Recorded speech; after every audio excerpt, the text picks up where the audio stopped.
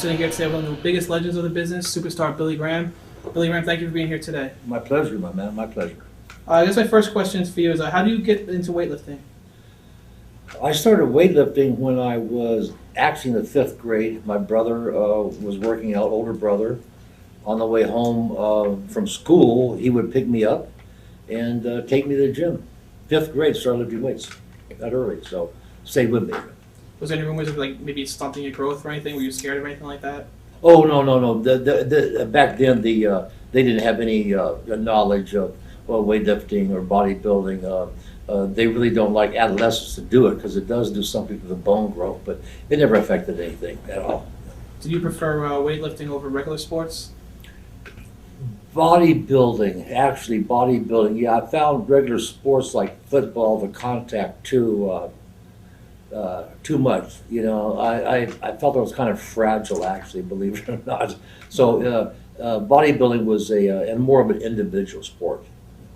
You told a story in your book about meeting an older woman as a kid. Can you tell a story for our fans? Oh, yeah. When I was 16 years old, walking home from high school, I took a shortcut one day, and I saw this gym in this guy's front yard, and all the weights outside, all the equipment outside the front yard. I said, man, this is cool, you know. So I checked it out, knocked on the door. The lady, her husband and her husband's and her boyfriend, she had a husband and a boyfriend. And they were away working, so I asked her what was going on, and she said, you're invited to work out here anytime. And so, of course, I did. And then I began to work out when nobody was around, and she let me know that it was so hot in Phoenix at that time that she'd walk around her house nude without any clothes on because it's so hot. And I said, what time do you do that? And so that was my first real experience with an older woman. She, pretty good deal. That's a good story. How did you first break into the wrestling business? I broke into the wrestling business by a friend of mine by the name of Bob Luke. He was playing pro football in Calgary. And in the off season, somehow he got hooked up with Stu Hart, and he started wrestling in the off season, playing Canadian football. And then what year was it about this time? 1970. And then he said, listen, you know, great job in the off season. It's a lot of fun. You know, you make some easy money. And so that was my first experience. I said, no, what else am I doing? I'm going to be a bouncer. I'm bouncing for $5 an hour, you know, throwing everybody out of bars. And so I said, sure, let's do it. So on a whim, that's how I got into pro wrestling. It was nothing that was a dream or, you know, some drive that I had as a kid. It was strictly on a whim with nothing else to do. Did you watch it growing up? I watched it growing up on the old DuPont network, the national network back in the day, and I saw people, and I was really mesmerized as a kid. One guy in particular, Sky High Lee, the first giant of the wrestling era. And it turned out that Sky High Lee was the second cousin of a girl I married, Valerie. Wow. So it was a very small world, you know. What are your memories of Stu Hart? Stu Hart was so exceptionally unique and had his own unique charisma. And I call it charisma because he just would draw you into conversations, and he was just an incredibly engaging person, and it was just like he, you know, when he came into a room, there was just something about his presence, and I immediately was taken by him. He was just an awesome guy, you know. Did Stu ever stretch you? Yes. Yes, Stu said, let me see your neck, and bring me your neck down like a fool. And I, of course, was not smartened up at the time. My friend who got me to Calgary had not smartened me up, and especially to Stu and his devious and evil and almost this urge he has to hurt people and to stretch people. So I gave him my neck, and of course he cranked it up and took me down to the mat, and of course I couldn't get up. And when I did, I said, I think this is my first training session with Stu, I said, I think it's over. This training session is over. And I walked out there like that, and that was too hard, man. He had no mercy on anybody. Eventually, you stuck with it at least. There's stories about Stu's cats crapping in the food at the house. Is that true? Doing what? There's a story, a couple stories that said Stu's cats crapped in the food in the house there. Oh, I don't know about that story. All I knew that he made his one of his sponsors for Calgary Wrestling was Safeway Foods, and he would go through the Safeway and he would collect all of their discarded fruit, bananas, stuff like that were getting aged and beginning to rot and things like that, and bring them home to feed the family. And so I was a lot of times digging into that big giant box of rotting fruit that Stu provided. I call it a fitting banquet for a dungeon, and it pretty much was. How did you adjust to the climate change coming from Arizona and then going all the way to Calgary? It was total shock. And you talk about culture shock. This was shock. Born and raised in the desert, 120 degrees all summer long. Had never been in snow. Had never been in cold weather. Drove up there, and my first night in Calgary, when I woke up the next morning, the television said that it was 60 below zero. In the shade. Shade makes a difference. And so I woke up, I left Phoenix, it was 80 degrees, beautiful, got to Calgary, 60 below zero, the car doors frozen shut. Breath, try to breathe, your nose, your nostrils would freeze.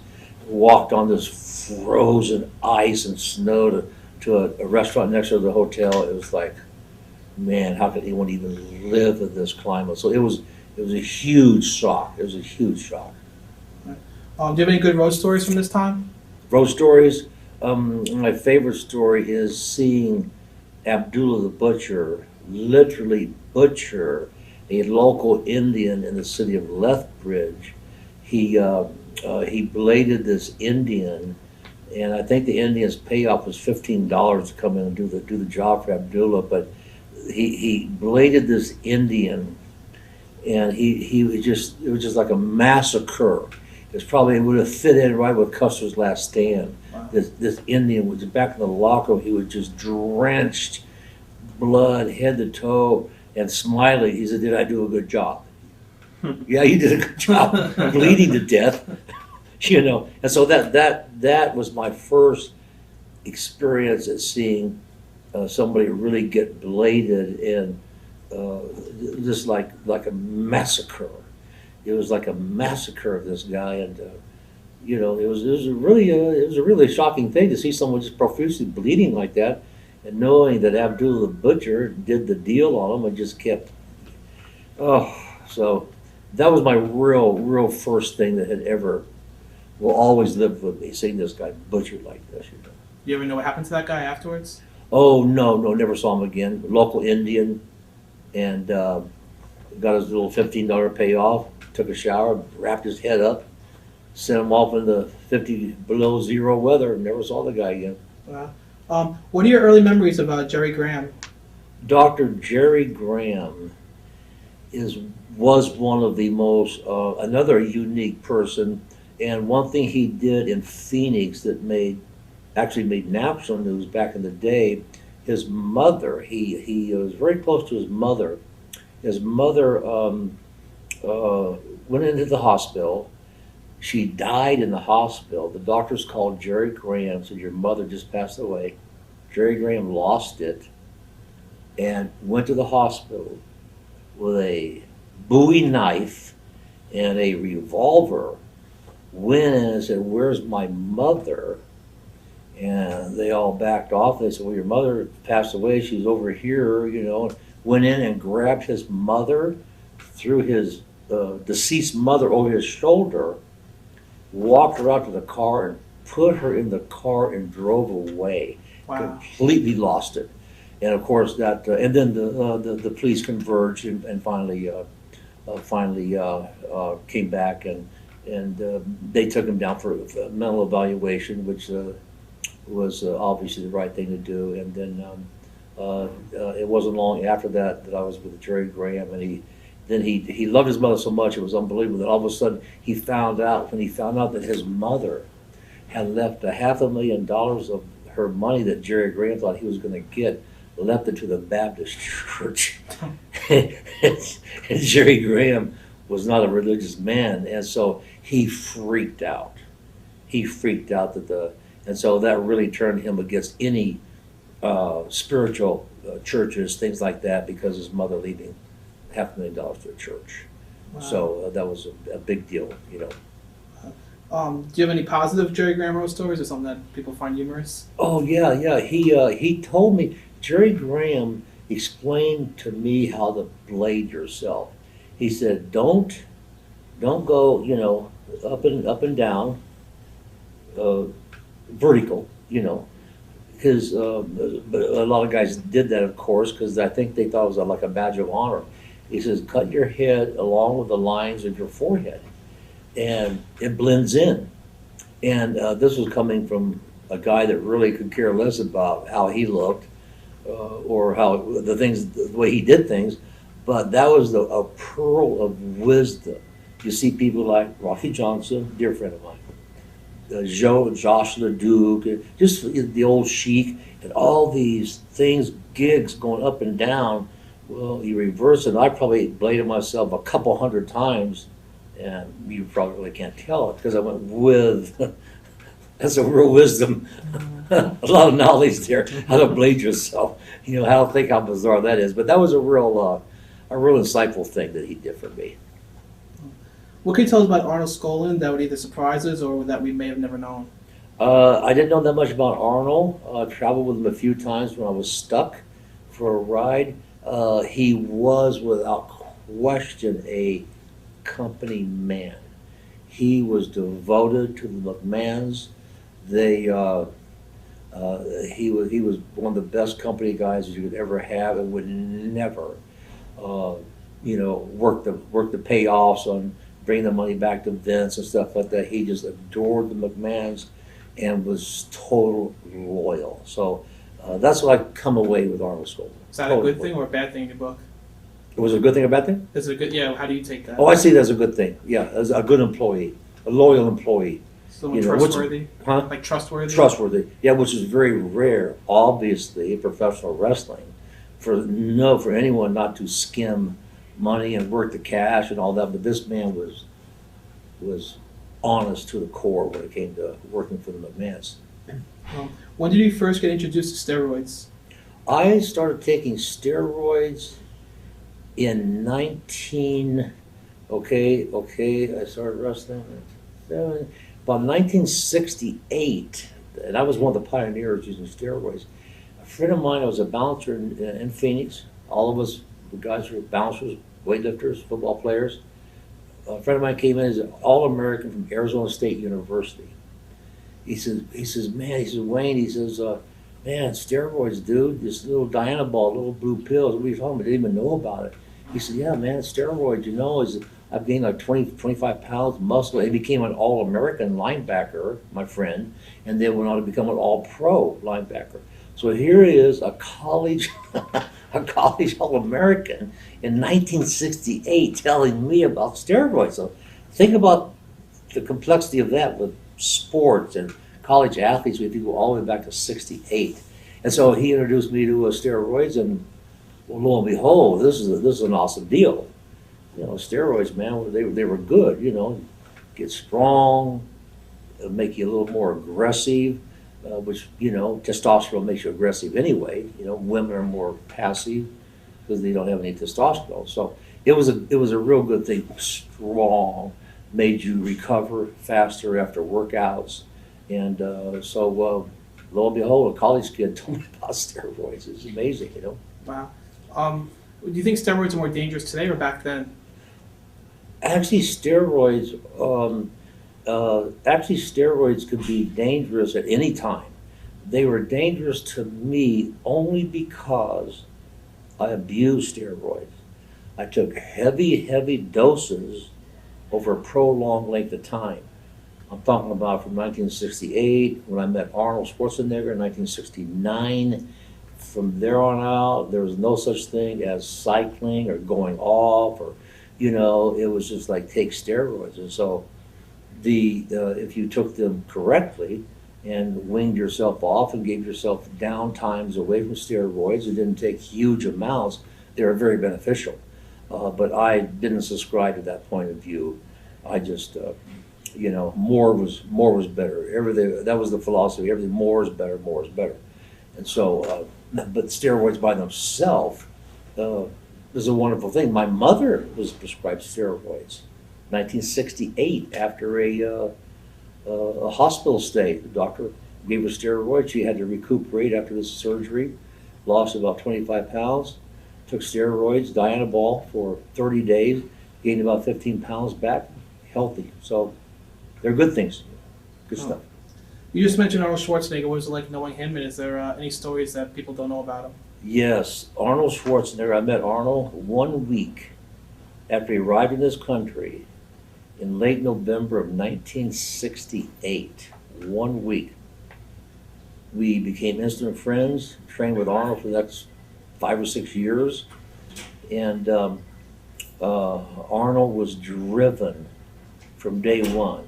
He said he would be a movie star. And I told Arnold, "Are you kidding me? You can't even speak English."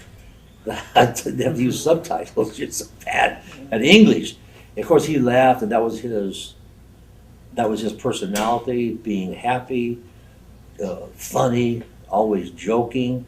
And so I mentioned that because it brings in which we'll probably talk about later, the roid rage stuff that was so overblown because the roid rage, you pretty much have to have a nasty attitude to begin with. And people like Arnold, who use massive amounts of steroids, myself, always good-natured and never had any problem with steroid rage. But Arnold was driven. He knew what he was going to do, and he did it. And I remember walking after work out at Gold's Gym, the original Gold's Gym in Santa Monica, and then going to the beach, Venice, getting some sun, gonna head from the beach out to the surf, swim a little bit. Arnold was about 10 feet ahead of me, and I looked down at his calves. He had these enormous calves. And his calves, matter of fact, people thought he was shooting silicone in his calves at that time, but he just worked them relentlessly. And on the way out to the water, I looked down at his calves. They were huge. And I said, "Arnold, your calves make your knee, are so big it makes your knees look insignificant." He said, turn around and said, "What does insignificant mean?" That's how early I knew Arnold. Didn't even know what the word insignificant meant. So here was a guy who was so rich in charisma and driven. It was like he was almost had special genes in him to make him to what he eventually became. How prevalent were steroids in bodybuilding back then? Oh, everyone took steroids. You had to take steroids if you're going to compete. And there was, of course, there was no heat on steroids back then. Right. There was no heat, so you took steroids. Doctors wrote the scripts. You get these big giant syringes from the pharmacies. Get a box. It was common to buy a box of 100 needles at one time from the drug emporium, different pharmacies. There was no heat on it, and doctors freely wrote out the script, so it was an easy thing to do. You used to do shows on Indian reservations. How were they? Jerry Graham told me that the Indians don't need much to make them happy. So we went to the Indian reservations when I first started, got a beat up old ring, went up there, and Jerry says, "Yeah, the Indians don't need much." We put together a ragtag crew of myself, Dr. Jerry Graham, a friend of mine, Ron Pritchard, the All-American football player who introduced me to steroids. He had already went to Stu's for a little short time and came back, and he thought he was going to wrestle. And so we did that. We put together 4 or 5 guys. We'd have a wrestling match. Each one of us would go out there in a single match. I'd have a single match. Jerry Graham would have a single match. And then we'd come back in a tag team match. 3 matches. And take an intermission after the first 2. And so, but the Indians were happy. They were happy. And I did my first blade job on the Navajo Indian Reservation, Arizona. And because Jerry Graham told me, he said, the Indians like blood. The Indians like blood. And he asked, he said, use the word juice. I said, I never heard juice before. I said, what do you mean like juice? He said, we got to get some blood for the Indians. We do? We do? And so Jerry Graham opens up his bag, starts rummaging through his bag for a razor blade.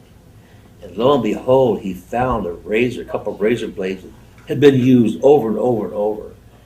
And I went, I got this queasy feeling. Here, let me show you how to tape it to your deal. You hide it in your tights, and you pull it out, and you do the deal. I said, well, I think I'll tape it because I think I might lose it.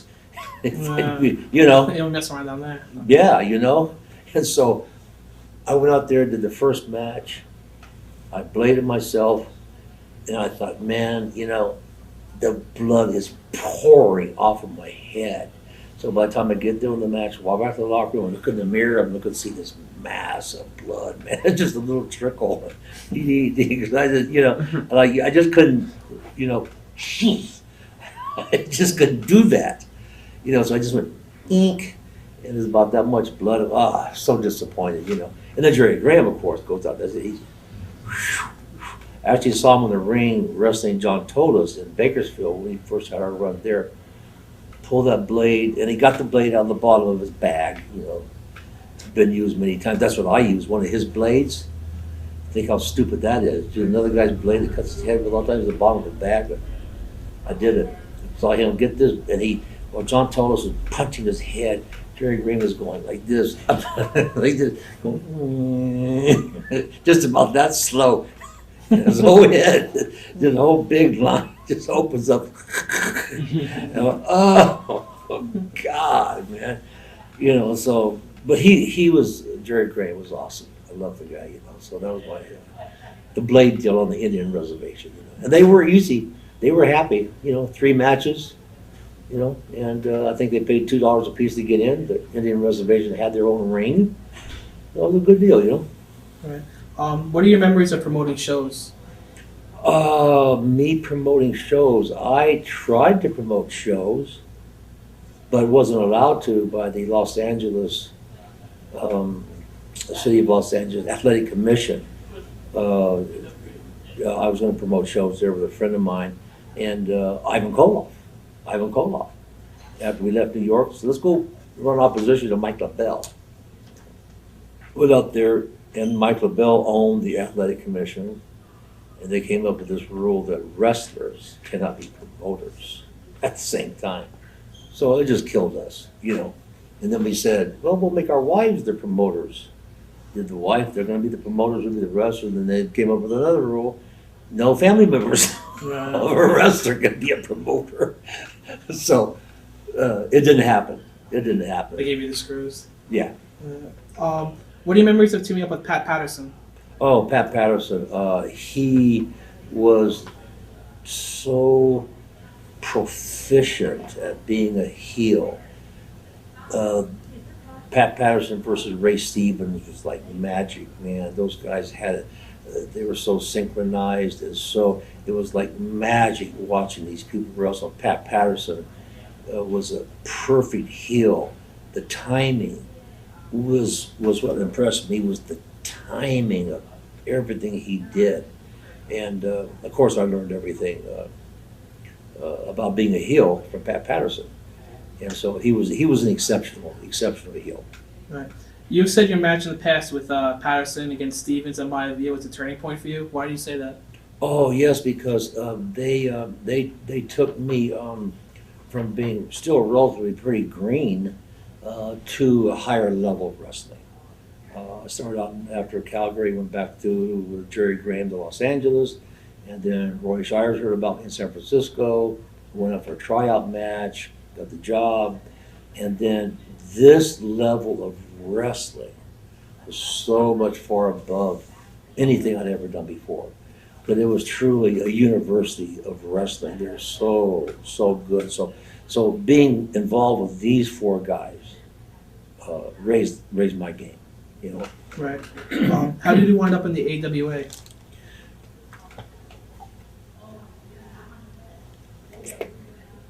after wrestling in San Francisco, Ray Stevens moved to the AWA Minneapolis, and we had bonded pretty much.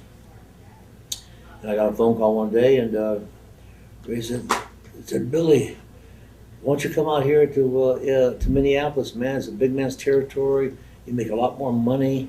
You know, of course, you weren't making very much money in Los Angeles, a little bit more in San Francisco.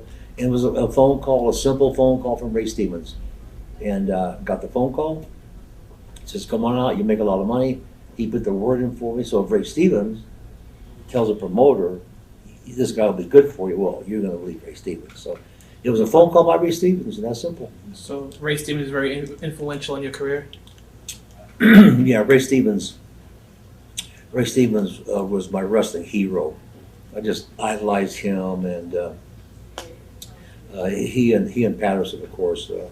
But Ray Stevens just had something. He was so smooth out there and cut these old school neighborhood bully type promos.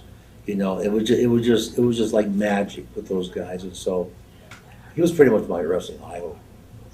What are your memories of Vern Gagne and wrestling with him? Horrible. As a matter of fact, a year and a half ago at WrestleMania in Chicago, I even told him when he was inducted to the Hall of Fame, I said, it was horrible wrestling with you. It was just the wrong style. You know, I was more of a Wahoo McDaniel versus me was more street fight, kick, punch, boom, boom. But then, I get in the ring with a sophisticated wrestler with moves. It was totally uncomfortable, fell out of place, and never had even a halfway decent match with him. Right. You know. Well, how do you like him as a person?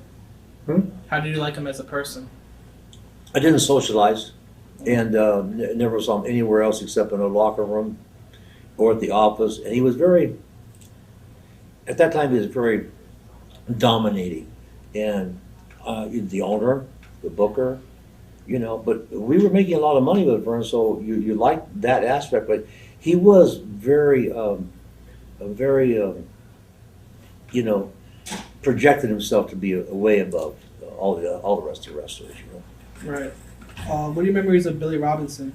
Billy Robinson, this was in my book. He hated a wrestler who was a former weightlifter or a football player. And I was both. And in Calgary, when I started in Calgary with Stu Hart, Billy Robinson was in that territory. And he had hurt people. He had hurt people on purpose. And didn't like him, didn't like his attitude. Then when I went to Minneapolis, Billy Robinson was there in Minneapolis, and Vern Gagne said, I'm going to shoot an angle here, and I don't know whether to shoot the angle with Billy Robinson or Wahoo McDaniel. I said, well, if you're talking about me being involved in the angle, I want Wahoo, because Wahoo will not afraid to bleed, fighter, fire, you know, could care less about wrestling. And I said, besides, you know, got a problem with Billy Robinson. So on down the line, and we did shoot the big angle, arm wrestling angle with Wahoo, and did really wonderful business. And down the line, about 4 or 5 months later, I was actually booked with Billy Robinson. And at this time, before the match, in the locker room, I brought out a blade, and it's in my book, it's a great story. I taped this blade to my finger with about 1/4 of an inch of that razor blade showing. I said, Billy, I know you don't like me, you don't like football players, you don't like former weightlifters. I said, if you try to hurt me, I got this thing right here, man, I'll just start cutting and cutting and cutting. And man, this guy's eyes got as big as a sauce, turned wider than this handkerchief right here, man. Oh my God, Billy, no. I would never hurt you, Billy. Oh my God. Brother, I wore that blade out there during the match, ready to go at any time. And I felt like I was in the ring with a ghost. I couldn't even feel him. See, so he had a horrible reputation. He had a very bad attitude, very snobbish, better than you. But he respected the blade. A lot of respect for the blade, you know. Who came up with the arm wrestling challenge? Stu Hart. Stu Hart came up with the arm wrestling challenge. He said, well, I'm going to take you all the way around the loop. Get out there and we'll give $500, offer $500 that anybody could beat you.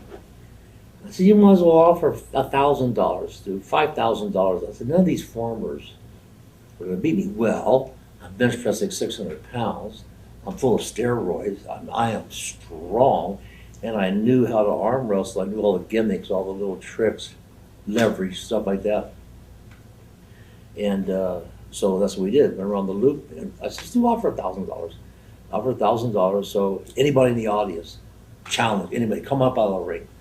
And went around the loop, arm wrestling all the farmers, put their arm down, and beat everybody. And so I was over right away with everybody. But then the following week, I had to wrestle.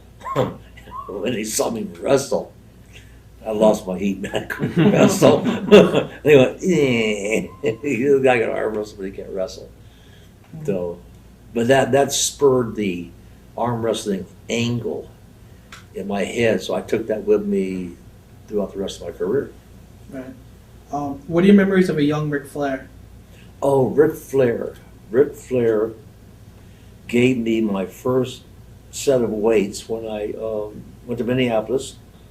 We bonded just like that, and there was so much traveling that I just tried to work out in my apartment as opposed to taking the time to go find a gym and work out. And so in the beginning, anyway, and so Ric Flair started traveling with me and Ivan Koloff, and many times I would travel like to Fargo, North Dakota, from Minneapolis or different places. And when I started making money, I think I'll just lay over, and I let Ric Flair drive my car back to Minneapolis and pick me up the next morning at the airport. And so, and he loved it. He loved it. You know, him and Koloff would go back, and I would stay over. And so Ric Flair got his first bleach blonde hair application by my former wife in Minneapolis before he left to go to Charlotte. He came by my house and said, Billy, who bleaches your hair? I said, this lady right over here, my ex-wife now. He said, could I get a bleach job? I said, yeah, man. So he was on the phone, come over, brought a big bottle of wine, came over, my ex-wife did all the bleach, man, and sat there, washed it off, and there was that blonde hair, Ric Flair's first bleach job from Superstars. Ex-wife, never looked back. How did you come up with a gimmick with like the tie-dye shirts and all the promos and everything? Because of the influence of the hippie era. You know, it was right there, the hippies, you know, the late 60s, early 70s, tie-dye, the hippies. I liked the look. It was a cool, flashy look. And I thought, I'll just use this in my wrestling gear. And then, you know, and because I did notice it was kind of plain, except for Emil Maskus, who had the mask and the big capes and stuff like that. But overall, there really wasn't a lot of color. And so I was influenced by the hippie tie-dye from the hippie era, you know. How did you get on Truth or Consequences? Oh, gee whiz, yeah, that was by Mike LaBelle, promoter of Los Angeles. They called, wanted somebody to be on, and selected me. And it was amazing because the gentleman we did this little deal with on Truth or Consequences, they made him come down to the Olympic Auditorium and meet me and Mike LaBelle. And Mike LaBelle was working the guy. I said, now, Billy's not going to hurt you on this Truth or Consequences deal. He's not going to hurt you. He says, right, Billy? I said, no. I said, I won't hurt you. This is like for television. So we actually kind of kayfabed this guy, which was the thing to do at the time. And said, no, you won't get hurt. We'll just play around, pick you up, throw you around, mess around with you. So it was just being available at the right time, in the right place. Right. What are your memories of teaming with Ray Stevens and Nick Bockwinkel? Oh, I didn't team with them much in Minneapolis. Occasionally a 6-man tag, but the tag team every now and then it was cool. I enjoyed it being into those guys because basically they did all the work, you know, and just tagged me in, and you know, so it was a simple deal, but it was a 6-man tag type deal. So I didn't really do that much of it. Right. What are your memories of Ivan Koloff? You mentioned him earlier. Mm-hmm. What was it like being around him and hanging out? Yeah, great guy. Ivan Koloff, great guy. And in the Garden, Ivan Koloff and I were tag team partners against Louis Cerdan and his other partner, who was supposed to be a nephew of Bruno's, and Parisi. And I was a natural baby face anyway because of the tie-dye, the wrap, the whole kind of a colorful package, and I didn't have that real normal heel interview. And I said, I'm going to do a little deal here, me and Koloff, and I turned on Koloff during the match. Pandemonium in Madison Square Garden. It was so awesome because I was trying to make a point to Vince Sr. that, hey, my true calling is a babyface. And let's, instead of dropping this belt to Backlund, just turn me babyface. And, and later on, Vince, I think he's quoted in my book as saying, Bob Backlund compared to superstar Billy Graham is like comparing a silent movie to Dolby surround sound, CinemaScope, like Panavision, and my friend Kevin Sullivan said, Bob Backlund is like cookies and milk, and superstar is like Jack Daniels and pot. Okay, so it was like, that was the most worst decision ever by any promoter to have me pass the torch on the back. Just skipping ahead a little bit, you mentioned Bob Backlund. Have you seen any of his TNA work? No, I actually haven't. I have not. I just haven't. They make him like a crazy kind of guy right now. Oh, yeah, deranged type of deal. And actually, he would probably be pretty good at that because he had these odd movements in the ring. He wasn't. There was something odd about his presentation in the ring. It was kind of like a robotic type thing, and so and since he didn't have any charisma, you're a crazy man, I guess. But I heard that, it was just. I don't think if I would have been champion for 5 years like he was, I would have reverted back to a character of just, that people were going to laugh at, All right. Yeah. What are your memories of the Hawaiian territory at the time? Oh, the Hawaiian territory was awesome. The folks there, the fans were great. I remember buying an old beat up, I think it was a 65 Chevy, just to get us guys from the hotel to the HIV center, HIC center.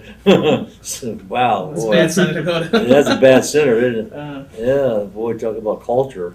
And so we all piled in this old beat up Chevy, and Lonnie Main slammed Brutus, the big guy who played kind of goofy Brutus, on top of the old Chevy. And it was rotted out carpet and big holes in the floorboard. And so all of us just jumped in that all the time, went back and forth, and it was cool. It was cool. I enjoyed it, but I did get a bit claustrophobic living on an island. It didn't get to me after a while, but it was fun. It was fun. You were in Charlotte when Ric Flair's plane went down. What do you remember during that time? When his plane went down, I was in New York, and they called me. The Crockett Promotions called Vince and said, we need someone to come in real quick here and replace Ric Flair on these shots.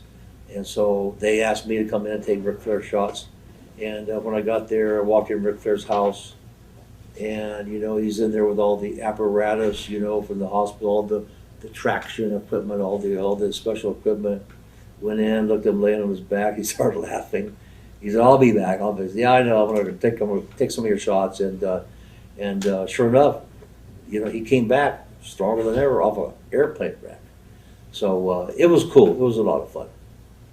What are your memories of working in Florida at the time? Florida, a lot of driving, just a lot of miles in Florida. Also, the humidity was horrible in the summertime in some of these older buildings, the Eddie Graham building in Orlando, stuff like that. Humidity was just, and it was known that if you went to Florida, you best be bringing a lot of razor blades with you, because Florida, you cut your head a lot. Well, at Dusty Roads, sure enough, almost every match, everywhere, you're gonna cut your head. And I had a little deal there with Dusty. He said, "Man, we're cutting my head too much. I can't heal." And I said, "Man, come on, some of these finishes, we don't need blood all the time, And so he's back on that, but it was known among the boys to bring a lot of razor blades to Florida. So that's kind of bizarre. What are your memories of Eddie Graham?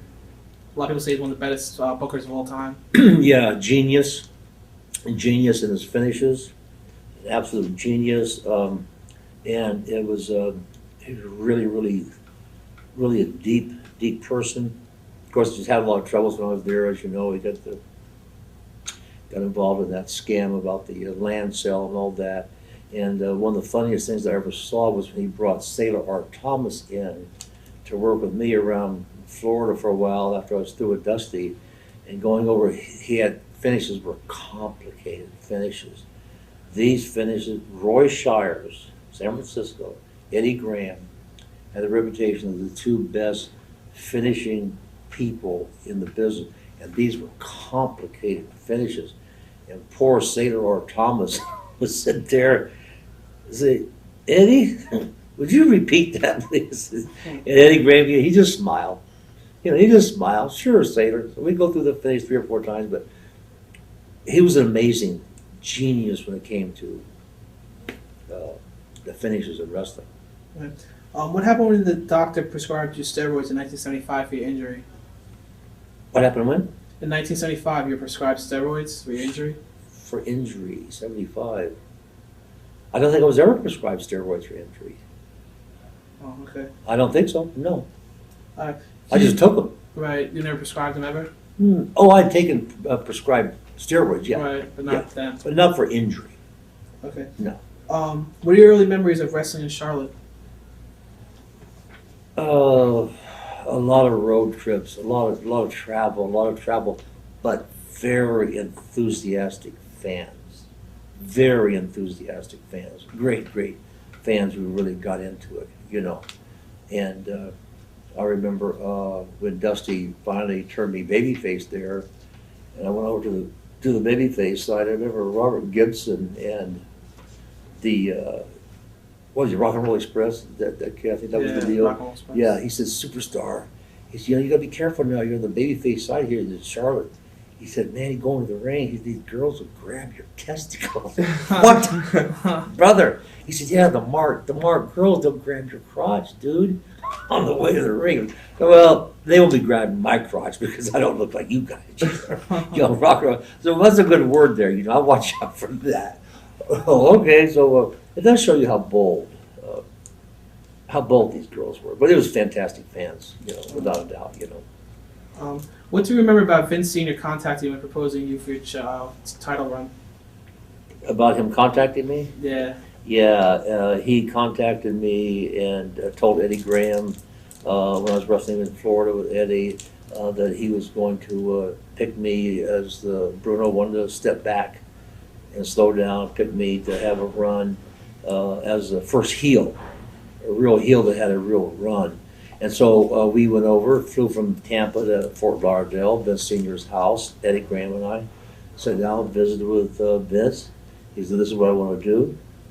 I'm going to give you the belt for 11 months, and when we have the exact date when I'm going to get it, when I'm going to pass it on to Backlund." And he said, "Then we're going to give it to Backlund." I said, "Who's Backlund?" I didn't know who Bobby Backlund was. Right. Nobody, well, I guess some folks did, but I said, "Well, sure, sure, of course I am. That's cool, And so we did that deal, and Bruno gave up the belt, and I took it, and they were pushing Backlund. He had 1 year of television before he ever had a match. in Madison Square Garden. 1 year of television.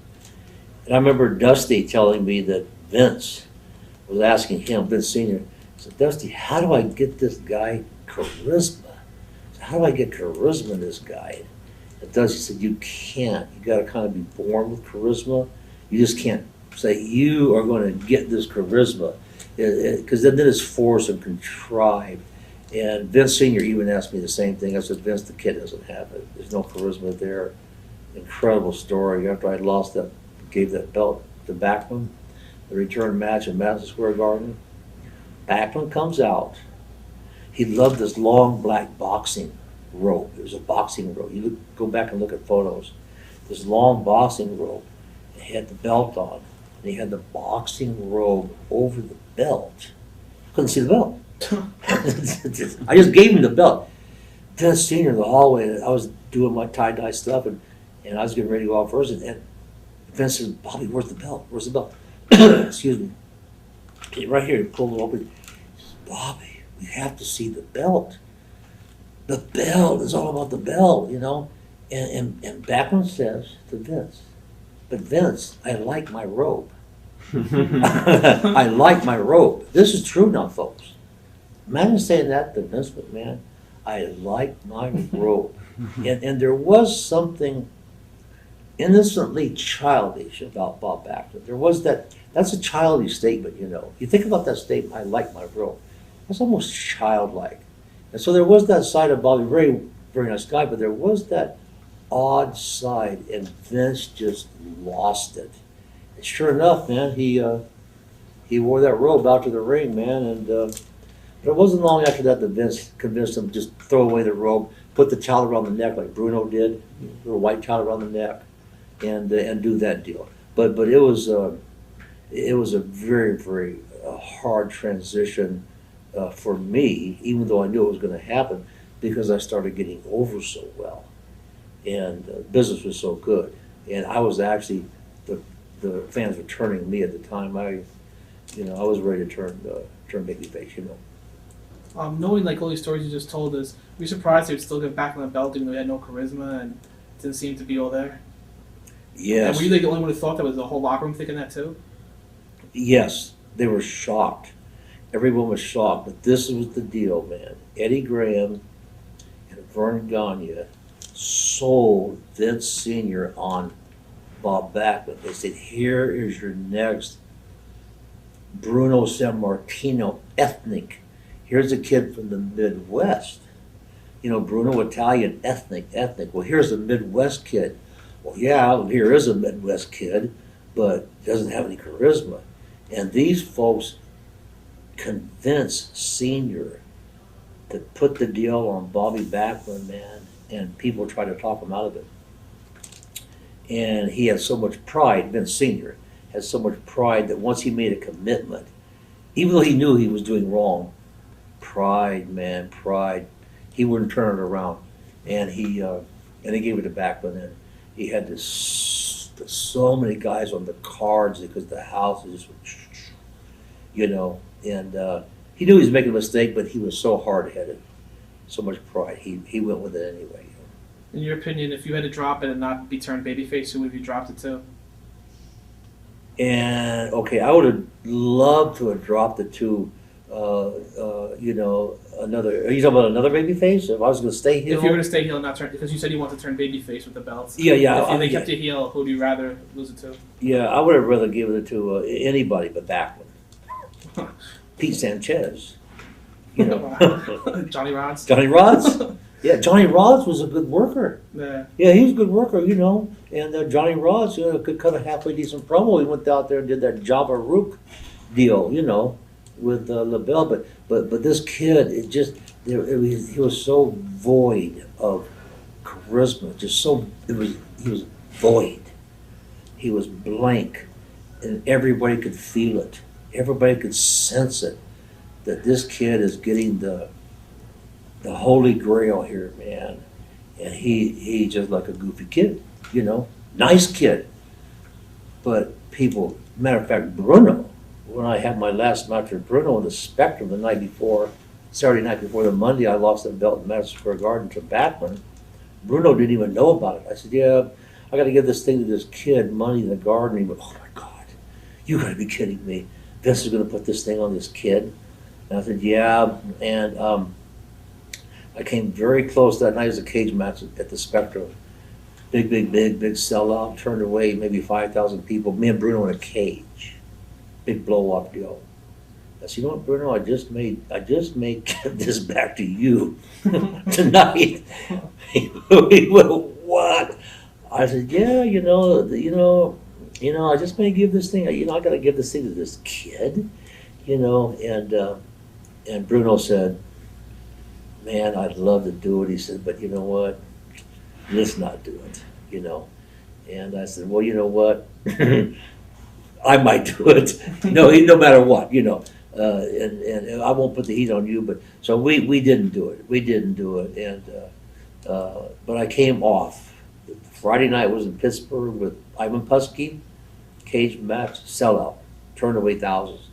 Saturday night, next night, Philadelphia Spectrum, turned away 5,000, 19,000 folks in the Spectrum, all-time record, 19,200. So 2 straight sellout cage matches, and then you give the thing away the next Monday night. It didn't make sense. Right. So it was a huge mistake. You were told how long you were going to have the championship for. Were you shocked, like how far ahead everything was like planned out and everything? Oh yes, yeah. But I've also found out in that day and era they did do that. They did plan, pretty much 3 months out at least. But this was a deal planned out a whole year in advance. Right. This was like, what? I said, you're not leaving any room for error during the. He said, this is the date you win it. This is the date you lose it, and here it is. It's on the calendar, and it happened that way. So it was like amazing, for almost a year in advance. Right. Nothing's done like that today. Oh, every 3 or 4 days they're changing something here. You could not plan anything more than 2-3 weeks ahead now, because of injuries, because of people's personalities, because of storylines, because of all these goofy things. Right.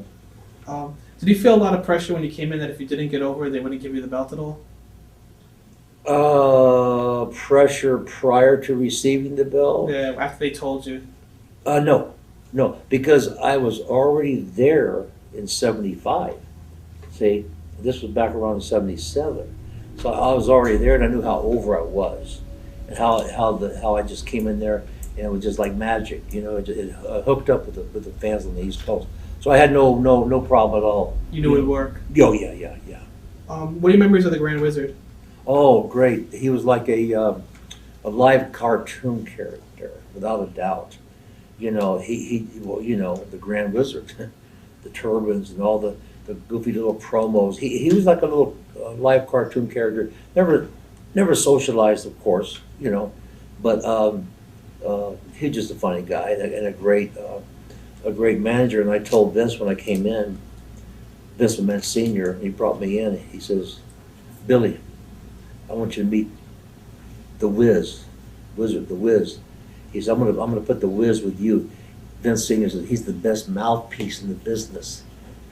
I said, I don't want a manager, Vince. But this was the deal, Albano, Blassie, Wizard, that was the deal. Right. I said, Vince, I don't want a manager. I can talk for myself. And I didn't know that was the written in stone deal. You get a manager there, I said, I took Vince off to the side. I said, Vince, I can cut a promo, And so Vince set me down. He said, Billy, he says, just try this for me. Do it for me. Do it for you. I just met you. I don't know. You do it for you. But Vince Sr. had such a sweet, calm deal. His voice, his mannerisms, he just drew you in. And then I said, okay, I'll do it for you, and I'm gonna make it work. And I'll make it work. So I had the Wizard comb my hair, pulling the t-shirts off, getting stuck on the tricep, And so it worked. It worked good. What are your memories of the night when you beat Bruno Sammartino for the championship? I'll tell you that memory, but while I'm thinking about this, let me tell you about when I had to cut Bob Backlund's head. Huh. I've never done this before. And Vince Sr. said, well, we're going to get we're gonna get blood on Bobby, and then we're gonna stop the match because there's too much blood on Bobby, and Bobby still keeps the belt. So, and Vince said, no, Bobby's never used the blade, Billy, so you're gonna have to blade him. I said, well, guess what, Vince? I've never bladed anybody, but, and you know what? I threw Bobby out, Backlund out, down on the floor next to the ring apron, had this blade. I taped it to my finger. I started cutting his kid's forehead. Oh, God. I could never stab anybody because this was making me sick. Cut another guy's head, man. I'm not a surgeon, and I could just feel his skin ripping apart. I'm going, ugh. Of course, Ric Flair loves it. Ric Flair cut Bill Goldberg's head several times, Rick's. It's like just, it made me sick to my stomach. And there wasn't enough blood. I had to cut him again. So that was a funny deal. But anyway, the deal on Bruno, this was such a big deal that when, and of course I got a lot of juice in that match because I felt that I owed that to Bruno. The guy's stepping aside now, and I'm going to get a lot. It wasn't required at all. No one told me. Skolin was the guy running the show, but I said, I'm going to get this stuff for Bruno. So I did a pretty good job of myself. And it was so bizarre, man. When this thing went down, I got the win on Bruno and put my feet up on top of those ropes, and bleeding profusely, and pinned Bruno. The refs down there, and I got my feet on the ropes, man. 1, 2, 3.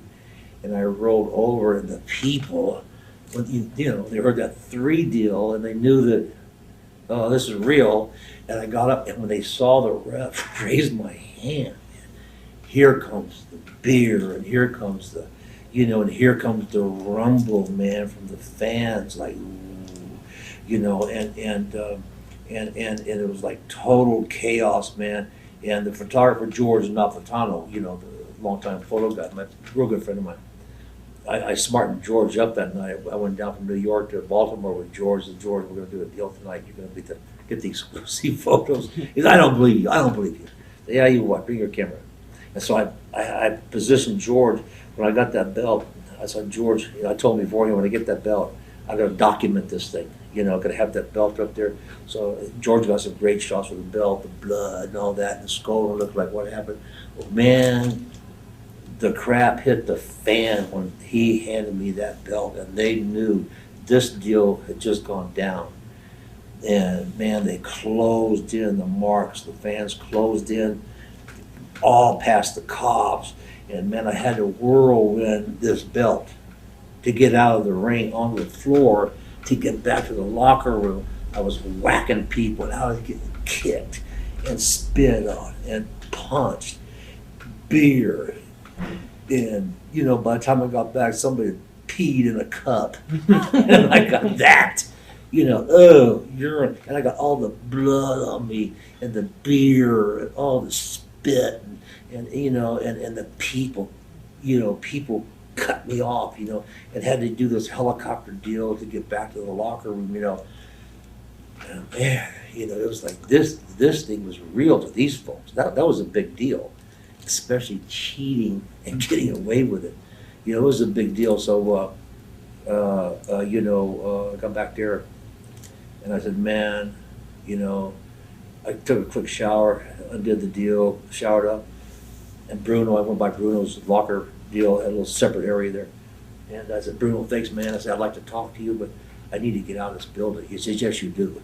We were like the 4th match, And the reason they started putting the main event on early, for some of you fans who may not know that, was because when Pedro Morales was the champion, Puerto Rican fans, man, if you're the last match and you get some color up there on Pedro Morales, the champion, and you got a house full of Puerto Ricans, you're in trouble. See, can't get out of the building. And that's what happened to my friend Blackjack Mulligan in Boston when he was wrestling Pedro Morales. On the apron, here comes a Puerto Rican with a butcher knife, cuts Blackjack Mulligan from the knee to the hip, carved him open. 40 some stitches, legit. Just so then they said we got to do something to protect these guys, protect the heels. So they started putting main event on third and fourth matches, so the heels could get out of the building. So that was the deal of that, you know. And so, the Bruno deal was so unbelievable. And the guy's supposed to pull the house lights, you know, when the match was over. So the guy pulling the house lights was so into this that he forgot to turn the house lights on. So it was dark, you know, that old couple ring lights above the ring, you know, and the dark, and all the fans screaming, man. It was like a writing deal. The guy didn't turn the lights on. It was like, you know, it was chaos. Pandemonium. There's the word, pandemonium. These people believe this deal. You know, they worship Bruno, you know. And so that was a big deal on my memory on that deal, you know. From the way you've been talking, it seems that Bruno was very supportive of you winning the championship from him. Oh, yes. He wasn't bitter enough, and he had no problems. Had no problem, no. Because, you know, look at my gimmick, you know. I mean, you know, the physique deal and the rap and I'd drawn with him when I first came in. Everything was sell out, you know. And Bruno felt, well, here's a good representative. You know, Bruno had no problem, no. Right. After the title change, did you feel a lot of pressure during your run to sustain Bruno's big houses? I didn't feel the pressure because it happened. The big houses just were there. Because I think, of course, Bruno, you know, legit living legend deal. You know, here's legit living legend deal, this guy, you know. And that the people were so into him. And then the ethnic Italian beloved Italian Bruno, and here comes the 22-inch python in your face, and this was a dream match, man. This thing drew right from the get-go. Everything was big business all over, so I didn't even have time to worry about it. It was going to draw. Right. It just took off, you know. What do you remember from your series of matches with Dusty Rhodes? Oh, great. Here was pure magic. And I will say one thing, on the return match, this is very important. After I took the belt from Bruno in Baltimore, a return match back in the Garden, of course, those days, obviously, no internet, no cell phones, no nothing, magazines, you know, the Western, you know, magazines and everything. So these fans didn't even know what was happening. Well, brother, my return match back in the Garden, I walked up there with a belt on. The main event was supposed to be Bruno versus George Steele for the title belt. I was scheduled to wrestle Gorilla Monsoon. Well, the fans of New York didn't know about the deal in Baltimore. I walk out of the locker room and get in that ring wearing the belt. The place freaked out. They freaked out, man. The guy grabs the microphone, superstar Billy Graham beat Bruno Sammartino for the WWW. Too many W's. WWF championship. And they freaked out, man. They freaked out. And then here comes Bruno, brother, coming out of the locker room, running into that ring, man. And I told him before, brother, when you hit that ring, you start wailing away on me, you know. He hits that ring and pandemonium, people jump to their feet. We had to yell at each other to talk to each other, to hear each other. There was so much noise. And a lot of old timers said they'd never seen anything like that. That kind of pandemonium. When they came out there and they didn't know Bruno lost the belt, and he came out there. It was a hot deal. It was hot, you know. What do you remember of your series matches with Mil Mascaras? Horrible. Dusty Rhodes, as you just asked me, was magic. He would come out there and dance around and do his little goofy stuff. His promos, we had magic there. Each of us cut a promo, talk to people in the building, making people laugh, making people have a good time. It was magic. It was easy. It was flawless with Dusty. Mil Mascaras was the only challenger to never do a job for any champion. I had 2 matches with him back to back before I lost to Backman.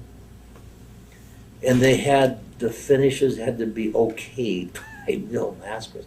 I said, Vince, I'm the champion here. Yeah, but Mil Mascaras, you know, the Mexicans, the Puerto Ricans, and they sold out. Yeah, of course. You know, mask was in the garden. You know, it was a big deal, so it was sold out. But he said, he said, Billy, again, do me a favor, just work with maskers. I said, okay, I'll just work. So they were horrible matches. The guy would not sell.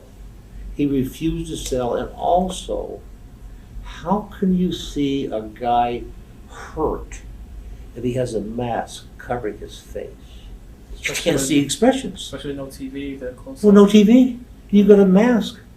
You're hurt. Oh, God, facial. You know, here's maskers with a mask, man. You didn't know if the guy was hurt or not. He would never sell it. He would later. He would like, oh my God, he would never sell. And speaking of a mask, the most bizarre thing I ever saw was the Mexicans in Los Angeles sports arena blading themselves with a mask on. A mask. The medics, the Mexicans would stick the blade in the white mask, and here would be some blood. And the mask soaked it up. You didn't see blood right here. They bladed themselves with a mask on. So it was just so bizarre because you couldn't see a man's emotions. And he would not sell. Horrible sell, and he was like a peacock. Had the worst reputation because he would not sell. And so it was a nightmare wrestling. No one scares. Are you surprised he didn't bring in like another Mexican to replace him, since maybe someone easier to work with than him? No. Just No. had to be him. No, because he had the name. Right. And he was also all over the magazine, just like I was at the time. So, you know. When it was time to lose the championship to Backlund, did you guys ever like talk together? Did you like feel him out a little bit about it? Oh, no, because he was also told, when I was told, 11 months from now, you're getting the belt. So this was all common knowledge going in from the ground floor. You know, we knew what we're going to do here. So, and then, you know, I will give Vince Sr. this credit. You know, I beat Bruno with the feet on the ropes. And so Vince said, he says, well, Billy, tonight in the garden, he says, we gotta give the title to Backlund. I said, oh, I know that. You told me this a year and a half ago. Yeah, I know. And he said, but this is what we're gonna do. Since you won the title with your foot on the ropes, you're gonna lose it with your foot on the ropes to Backlund. So I didn't do a clean job, which I would have been glad to do. I didn't do a clean job. I got my foot on the ropes at the 3 count. And to assure that I would give the belt to Backlund, they held out 30% of my paycheck, of every paycheck. They said 30% of the money aside in an account. So I think I made about $100,000 that year because I, you know, wrestled Dusty and took the belt to St. Louis, first time ever getting the belt out of New York. So I had about 35 grand set aside to ensure I would give the belt up. And there would have been a problem anyway. So did you give them any doubt for them to even think that you would lose? Oh no, never. No. Just the way the business was done? That was business. You know, they didn't want any mess ups at that time. They didn't want any problems, but he knew going in too that I wouldn't give a problem. Was Backlund appreciative of what you did for him? Yes, I think he was, but then again, he was very, very odd. You know, like I said, a wonderful, nice guy, but for instance, if you even came close to getting a false finish on him where it looked like he might lose the belt, he would freak out. He didn't trust anyone. And in a big match in the Philadelphia Spectrum, I called a high spot, and me and the referee, I was able to pin him. And I told Bobby, you put your foot on the rope at the count of 2 so we don't come close to missing it, you know. But Bobby thought it was just going to be a 1-2 count. Well, I told the ref to count to 3. Count to 3. But Bobby's foot will be on the rope, you know. Well, we did that, man, and he counted to 3, and guess what happened? The fans thought I had won, and it popped. It was a pop. I got a pop from being Backlund. And Backlund lost it, man. We got back in the locker room. Billy, he said, my God, what were you trying to do to me? You're trying to steal my belt. I said, Bobby, relax. He said, I never want to do that again. You know, never again a false finish like that. You know, my God, you could have took my belt from me. I said, bro, this is business, man. I said, you know, yeah, I told you, put your foot in the rope. There's a nice high spot. I didn't think people were going to pop. I thought they were going to, you know, like pop for Backlund. Oh, thank God, he's still champion. But they popped for me.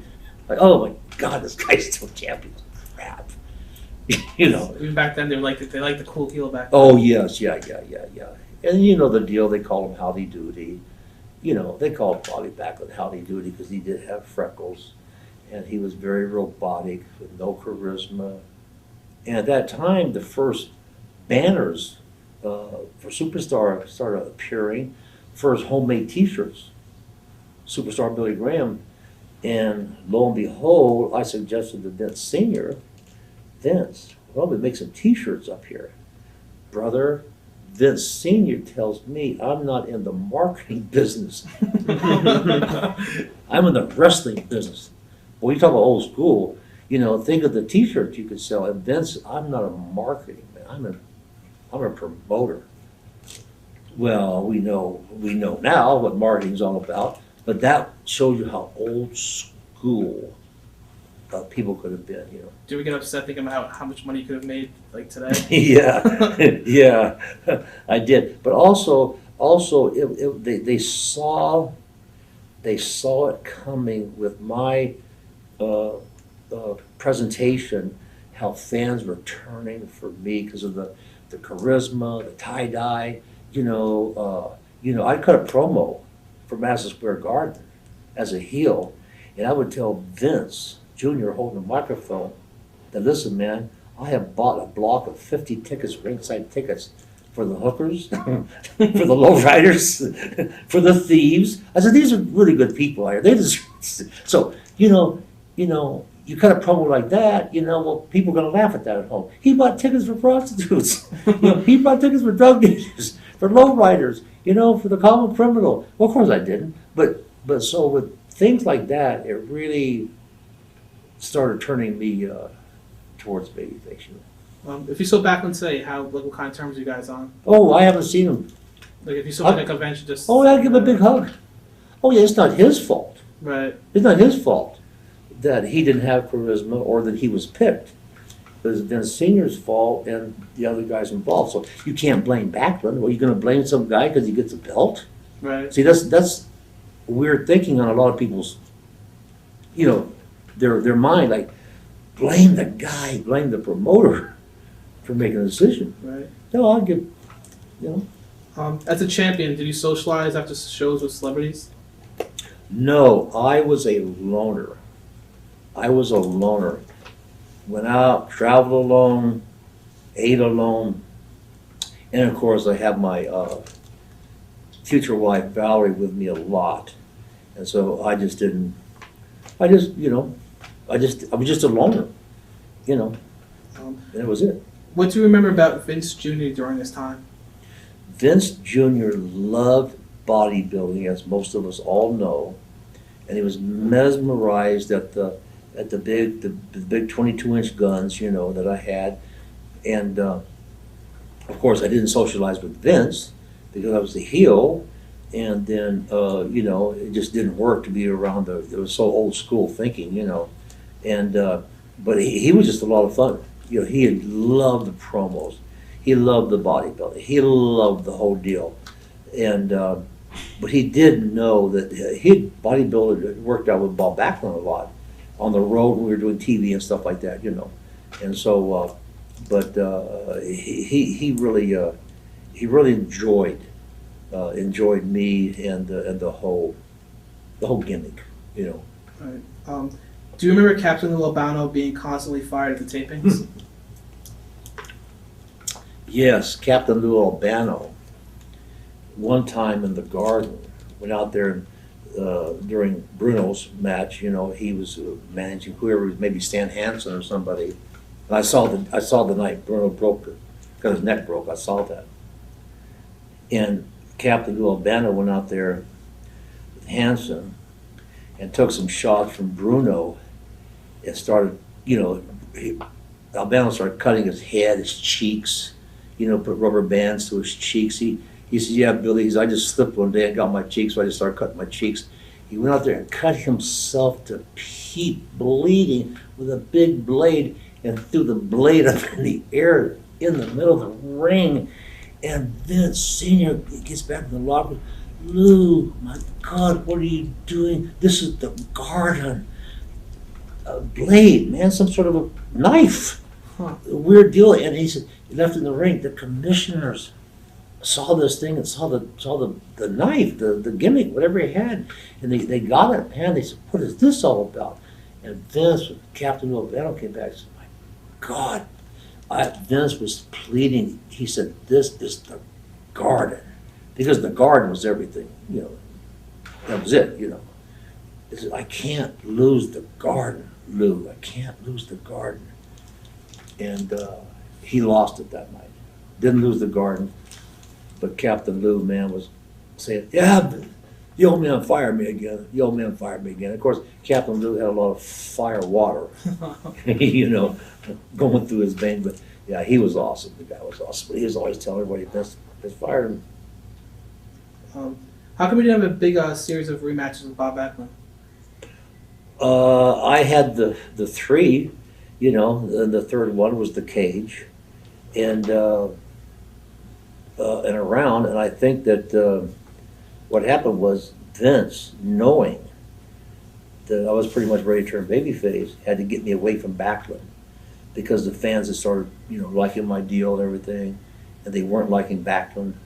They had the signs, how do you do it, and oh man. So he took me away from Backlund right away, and brought other hardcore heels like Koloff, guys like that, to make Backlund more of a babyface, so that the rematches were, pretty short, Was it difficult at all mentally when you lost the championship? Yes, it was a big letdown for me, and a lot of the wrestlers said that I took it too seriously.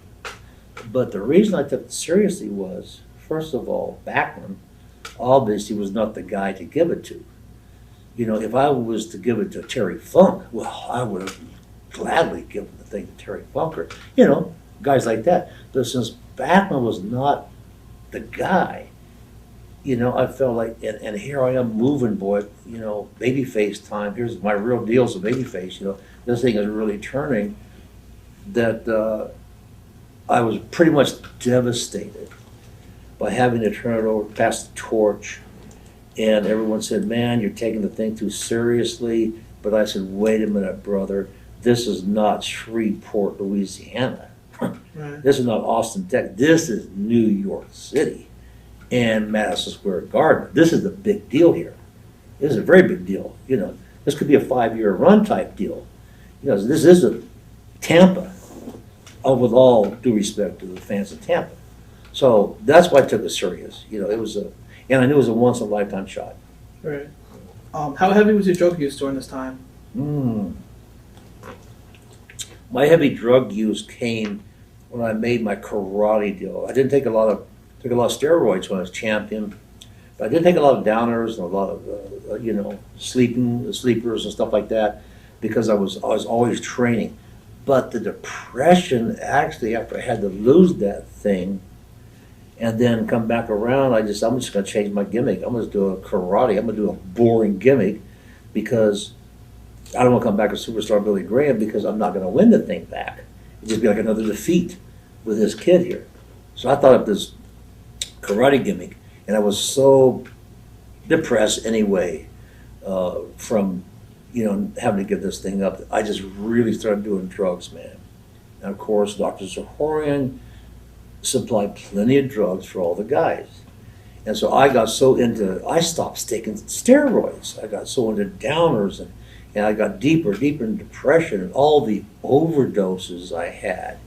I came close to dying on many occasions, these drug overdoses, So, but there was a lot of drugs because of the accessibility, for one thing. It was very easy to get. You have told a story in the past about Bruno suggesting you fake a knee injury going into a match with Backlund. He claims that story is false. Is that true? Oh, that's sort of, I haven't played with false? No, No. Bruno says it's false. Oh, no, it's true. Yeah, because he at the Spectrum, when I told him that night, 2 nights before the Garden, to Backlund, he said, listen, let's work a knee injury here. You know, so you go into the match. Maybe Bruno forgot about it. The guy's wrestled 1 million people. Right. You know, that could happen. But he gave me the idea. He said, let's during our match out here, let's do something to hurt your knee, and I'll go to work on your knee, and then I'll go to work on something else. So the boys, we were swerving the boys too, so the wrestlers would think that my knees really hurt, see? And so after we did that, took a big bump into the cage, Bruno started kicking my knee, and I said, no, buzzed the referee. So Bruno started working the other side, so the boys thought it was real, because, you know, went away from the injury, you know. And so when I got into Madison Square Garden that next Monday, I walked in limping, man. And the old man saw me walking in limping, and said, he knew right away. Senior picked up on it right away. He called Gorilla Monsoon over it. I said, okay, let's tape up Billy's knee. I said, Vince, I blew my knee out in that cage match with Bruno Saturday night, man. I said, you know, I can't limp it like this. I was going to limp in the ring like that. So he had Gorilla. I got up on a table, had Gorilla tape my knee, so it was like a cast, you know. And he told Backlund, the first move you make is the Billy's knee. You know. He knows what's going on. Yeah. He knew what was going on, you know. And so sure enough, and I, as soon as I got in the ring, I started limping, but here came Backlund, you know, took the knee out. So that's a true story. Bruno could have forgotten. Right. Is it true you suggested turning Ivan Koloff face? No, keeping him heel, turning me face. Oh, okay, yeah, okay. Yeah. How come it never happened? Using Ivan to turn me babyface. How come it never happened? Because it would have overshadowed Backlund. Right. Vince wouldn't go for it. Wouldn't go anyway. He wanted me to finish my run out against Dusty. There was money still made with Dusty, drawing a lot of money with him, and stuff like that. And so, but Vince didn't want to do it. Also, because Vince Sr. said that I was too big to be a babyface. He said, how are you going to hurt me? I said, Vince, I can sell. You know, that was one of my better deals in my career, is I could really sell for guys, you know, and enjoyed selling. And that was all from Ray Stevens' influence.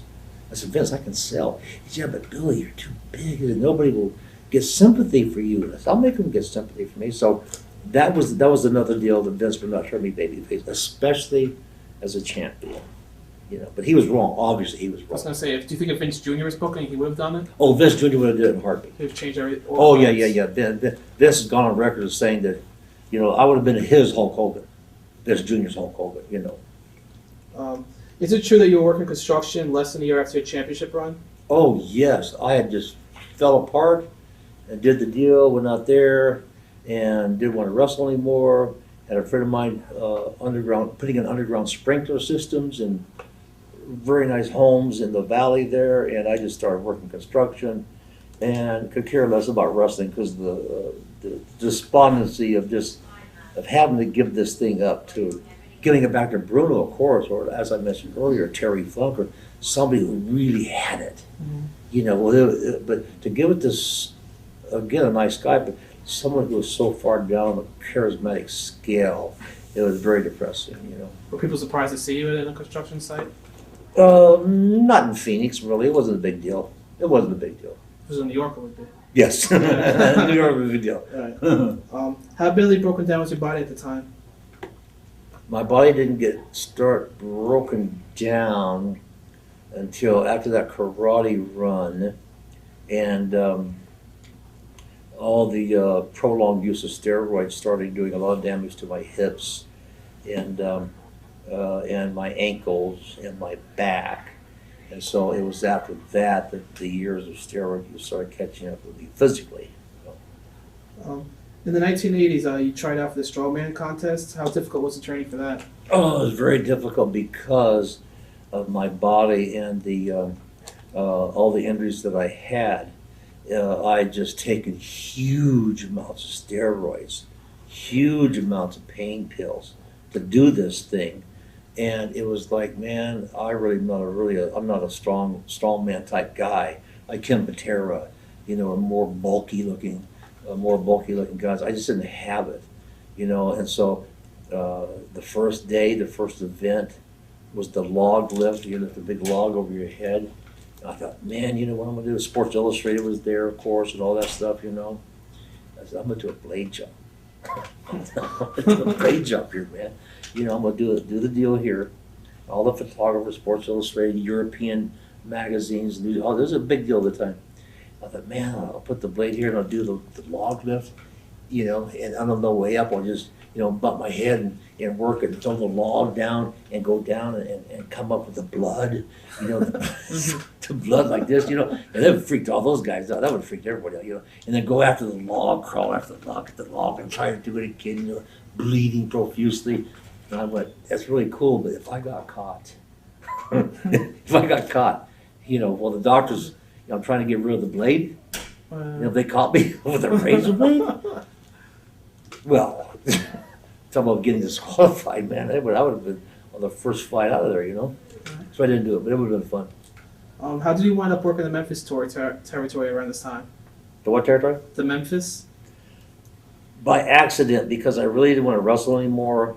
And Jared had called me and said, it'd be real good if you came in and everything. I said, yeah, I really don't want to wrestle anymore. I was in the process of actually having a religious conversion at the time, and I thought, you know what? I told him that, you know, wrestling is a lie. It's deceptive. You know, we're deceiving fans because we're pretending we're hurt and we're not. So it's very deceptive, and I think that's one of the reasons, quite frankly, that wrestling has had so many problems over the years with drugs and everything else, because to start off with, it's deceptive. We're lying to people. So you're going in with a lying environment, deceiving for the groundwork, you know. And I told him, I said, I'm really trying to get my life on track, back with God. And I said, man, this thing's a lie. I can't go out there and lie to people anymore. I was really getting serious with it. And so we talked a bit, and then I said, yeah, okay, I'll just come in and do some stuff, because I really could use the money at the time. So that's how I got in that deal there, you know, just for a short run. What are your memories of your matches with Jerry Lawler? Oh, a lot of fun, you know, and he was a great guy, and there was nothing spectacular, but the man was so legendary in Memphis there, Tennessee, that my gosh, you're getting in a ring with Bruno up here. So it was just automatic heat and stuff like that, and a lot of fun. You know. Did they ever try to cheat your pay in Memphis at all? I didn't even notice because it wasn't there that long, but they probably did. Yeah, some wrestlers said it happened to them. Yeah. I'm sure they did, but I didn't even notice it, wasn't paying attention that much. After your first stint, you went back a couple of years later. What was the differences? I really can't recall, because both times were very short stints. When you went back to WWE, was Vince Jr. more in charge, like at the time? Could you see him taking over the family business? Oh, you mean on my last run? My last run with the tie-dye, the shaved head? Yeah. Oh, yes. By then he had completely, it was his kingdom. It was his deal. Could you see his vision? Yes. Oh, I could feel the fire. You could feel the fire in him, and the drive and all of that. There was no question. That was unmistakable. As a matter of fact, Pat Patterson told me that he said, Billy, before we had our falling out, he said, Billy, Vince is driving me crazy. He said, all he wants to do is work. He's a workaholic. He's driving me nuts. And so, well, there you go. That's true today. The guy is a workaholic, you know? And so he had that drive. Just like Arnold had the drive. I compare those two guys often, Arnold and Vince, with that drive to make it, you know? And he did, you know? Do you think the business is better with Vince Jr. in charge rather than Vince Sr.? There's a lot of positive things I like about the business now that I wish I would have had. For instance, pyrotechnics. entrance music, the lighting, you know, the production value of it now. It seems like now it's more of a festival. It's an event. It really is an event, you know, with the music and the lights. It's like, I like that. I mean, I love that part. I wish I would have had entrance music and lights. Man, when I went out there, it was cold turkey. You walked out the locker room, out the hall, and down to the ring, and you didn't have music or lights or, you know, the whole deal. So that part of it, that's cool. That is so cool, man. The production value and the extravaganza of the event, you know, it's cool. A lot of older wrestlers say it's hard to tell a story in today's matches than it was back then, maybe because of all the stuff that's going on. Do you agree with that? Oh, you mean in a match? Yeah, because you have all the lights going off. You have so much. It's hard for people to keep their attention in a long match with all the other stuff going on at once. However, that may be true, but however, when Stone Cold walks out there, you pay attention. Mm-hmm. The Rock gets out there with all that stuff, you pay attention. Ric Flair, you pay attention. Triple H, with all the business going, you pay attention because these guys have charisma. See, and so no matter what's going on, if you got the charisma, it actually helps you. Right. You know. Whose idea was it for the karate gimmick? My idea, because I did not want to go back as superstar Billy Graham. The flamboyant, I felt like I was defeated. The loss took the wind out of me, depressed me, so I said, I'm not going to go back as superstar Billy Graham. I'm going to come back almost as an imposter. And lo and behold, people didn't think it was the real superstar Billy Graham. Philadelphia, those fans refused to believe that I was the guy who was there a couple years ago. Because by then, I had gotten gaunt, drugs had taken over, shaved head, black mustache, black karate stuff, skinny. And they refused to believe that I was the original superstar Billy Graham. And so, to this day. And what happened not long after that was I kind of disappeared from the scene. And nobody could find me or hear about me or any news about me. Excuse me. Gorilla Monsoon writes an article in the Philadelphia Inquirer, the legit magazine, a newspaper, that I was dead. How did you find out about this obituary? I found out that finally somebody had called me and said, my God, there's an article and Gorilla Monsoon, and lo and behold, you know, people were having 10 bell counts. And, you know, Houston, Paul Bosch had a 10 count, man, for me. Some other guys did. And I said, man, you know, I need to tell some people I'm really here, you know. And I told Gorilla, you got to retract this, man.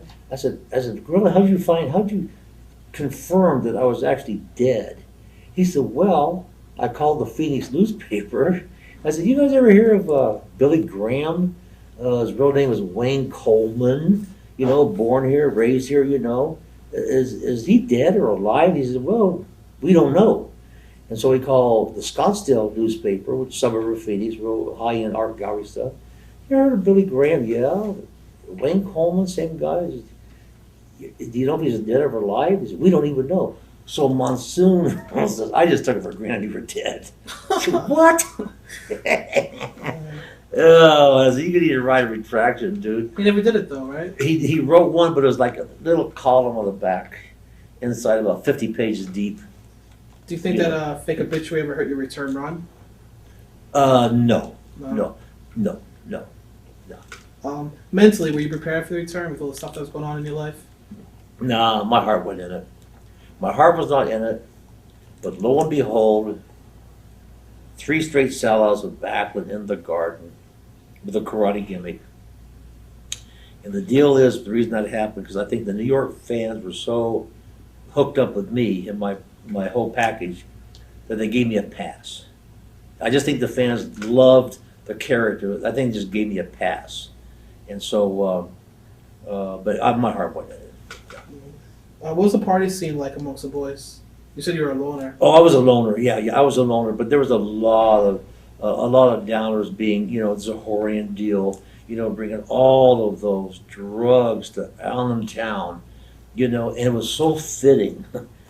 They would turn, had the big 50-gallon cans for garbage. Big barrel. That's for oil them or something. And they turn a big garbage can upside down. So Ray would lay his stuff out on a garbage can. It was like fitting, all these drugs on top of a garbage can. The deal. Yeah. It's like a VH1 behind the music thing. Yeah. What are your memories of the angle in which you broke the belt? Oh, it actually backfired on Backlund because when he started crying, when that belt, I ripped up that belt, gimmicked the belt all up, tried to rip it apart. He started crying and crying, and when that thing hit the air in New York, man, people turned on me. Cry, baby, New York, you gonna cry, over your belt? You're not gonna cry. You gotta get pissed off and go take the guy out, But Vince had him crying and stuff, acting like a child. The fans, cry, baby. Howdy do, he's a crybaby. It's kind of sad, really. So, but it worked. It was, the fans, they bought into it, Were you disappointed with the run with him? No, I wasn't even paying attention because of all the drugs. Do you think Vince was disappointed? Oh, not really, because we were still drawing money. Right. Yeah, there was still some money to be drawn, despite the drugs. How come you were booked in matches with guys like Jules Strongbow, where the match would end with you just walking out? Say again? You were booked in matches with Jules Strongbow during this time? Jay Strongbow? Yeah, and you would just walk out. You mean Just at the end of the count out match? loss, yeah. Count out. I don't know. Whoever finished that was. It was a finish. I don't know. I have no idea. Was that during the karate run? Yeah, it's during the karate run. Yeah. I don't know. It wasn't during the Superstar, it was during the Karate run, yeah. What happened the night you had to be rushed to the hospital? Which night? I guess the first time. Which night? Well, here's one for the record I know you books. talk about it in your book a lot, right? Yeah. Here's one for the record books. Going to Worcester to wrestle. Going to Worcester, and that morning, get there that night. That morning, got there late. Took a bunch of pills. Went across the street to McDonald's. Brought some food back for my wife and I during the karate run, and I pass out with food in my mouth and hit the floor. And the nurse, the girl at the front desk was a nurse working 2 jobs. And my wife Valerie calls, oh my God, my husband's not breathing. He's passed out. He took all these drugs. So she came up there, man, and this nurse started pounding on my chest, beating on my chest, saying, don't you die on me. Don't you die on me, And sure enough, man, she revived me, They call the paramedics. They come and take me to the hospital in Worcester. And the show was actually in Boston. I was in Worcester. And so I said, call Vince. To the doctor to call Vince and tell the doctor that I had an allergic reaction to medication, not an overdose. Allergic, well, yeah, it sure was allergic, all right. Overdose, And so the doctor called Vince. Guess what happens? I'm booked to wrestle Superfly Snuka. Snuka has a drug problem on the same day. He's a no-show. I'm a no-show because of drugs. Now that's one for the books, man. That's just like, what? 2 guys? Co-main event? 2 main eventers. Co-main event, yeah. Both guys are out on drugs. Lucky the press to get that one. What are your memories of your match with Andre the Giant and being around him? Awesome. Andre the Giant. First of all, he would never let you pay for a meal because he always made more money than everybody else, except Bruno, of course. But he was so generous, and we pretty much bonded the first time I met him in '73 in Winnipeg, my first match with him. And then I wrestled him probably maybe 40, 50 times all around the country. And he was just funny, he never hurt you, he was fun. And People, Andre the Giant, man, people popped on him. It was a big deal. So it was cool. It was fun. Andre was awesome. He was awesome, man. When you left WF this time, did you leave on good terms? Which time? When you left after the karate gimmick? Oh yeah, I'd done my run. Yeah, I'd done my run, and it was fine. And I remember Big John Studd, my last night in the Garden after this big overdose in Baltimore, and then I finally got up to the Garden for my last match, and I was just drugged out. I'd had this overdose in Baltimore the night before. Saturday night in Baltimore, Sunday was off, Monday my last night in the Garden. Saturday night in Baltimore, had the match, come back to the hotel room, start taking pills. By now it's like 6, 7 o'clock, about 8 o'clock in the morning, 9 o'clock in the morning, and I wanted a Coke. I wanted to get some Cokes and drinks on the machine. And I said, I'm just going to sleep the Sunday away, then fly into New York tomorrow. I took some more Valium, carelessly. Went out the machine. I was talking to my wife on the phone, so I'll be right back. Went out the machine, got the Cokes, got the ice. And by the time I got back inside the room, the Valium had hit me, and I started passing out, and I fell forward into the restroom. And I grabbed the restroom door for balance and pulled myself and cut myself wide open with the door, fell around and collapsed in the bathroom and was collapsed, wedging the door. You couldn't open the door because I was wedged between the door and the commode, so you couldn't get to me. And thank God there was a maid there that saw me fall and heard all the thing. Called the office, this guy can't get this guy in. They came in the room, they couldn't open the bathroom door. I'm out of it. Called the paramedics. Man, they chopped down the door, chopped it to pieces, got me out of there, took me to the hospital in Baltimore, and revived me. And when I'm on the table, the nurse, the head doctor, really is a female doctor, the whole nurse around me pulled my blood. So they said, Mr. Graham, why do you have so much Valium in you? She said, we think you tried to commit suicide because there's too much, you have too many drugs, You just don't take this many drugs and live.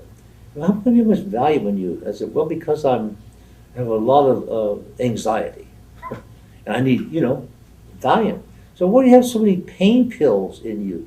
I said, well, I'm in pain. I'm a wrestler. I've always got pain. And they said, well, you also have X amount of sleeping pills in you. Why do you have so many sleeping pills? I said, well, I can't sleep.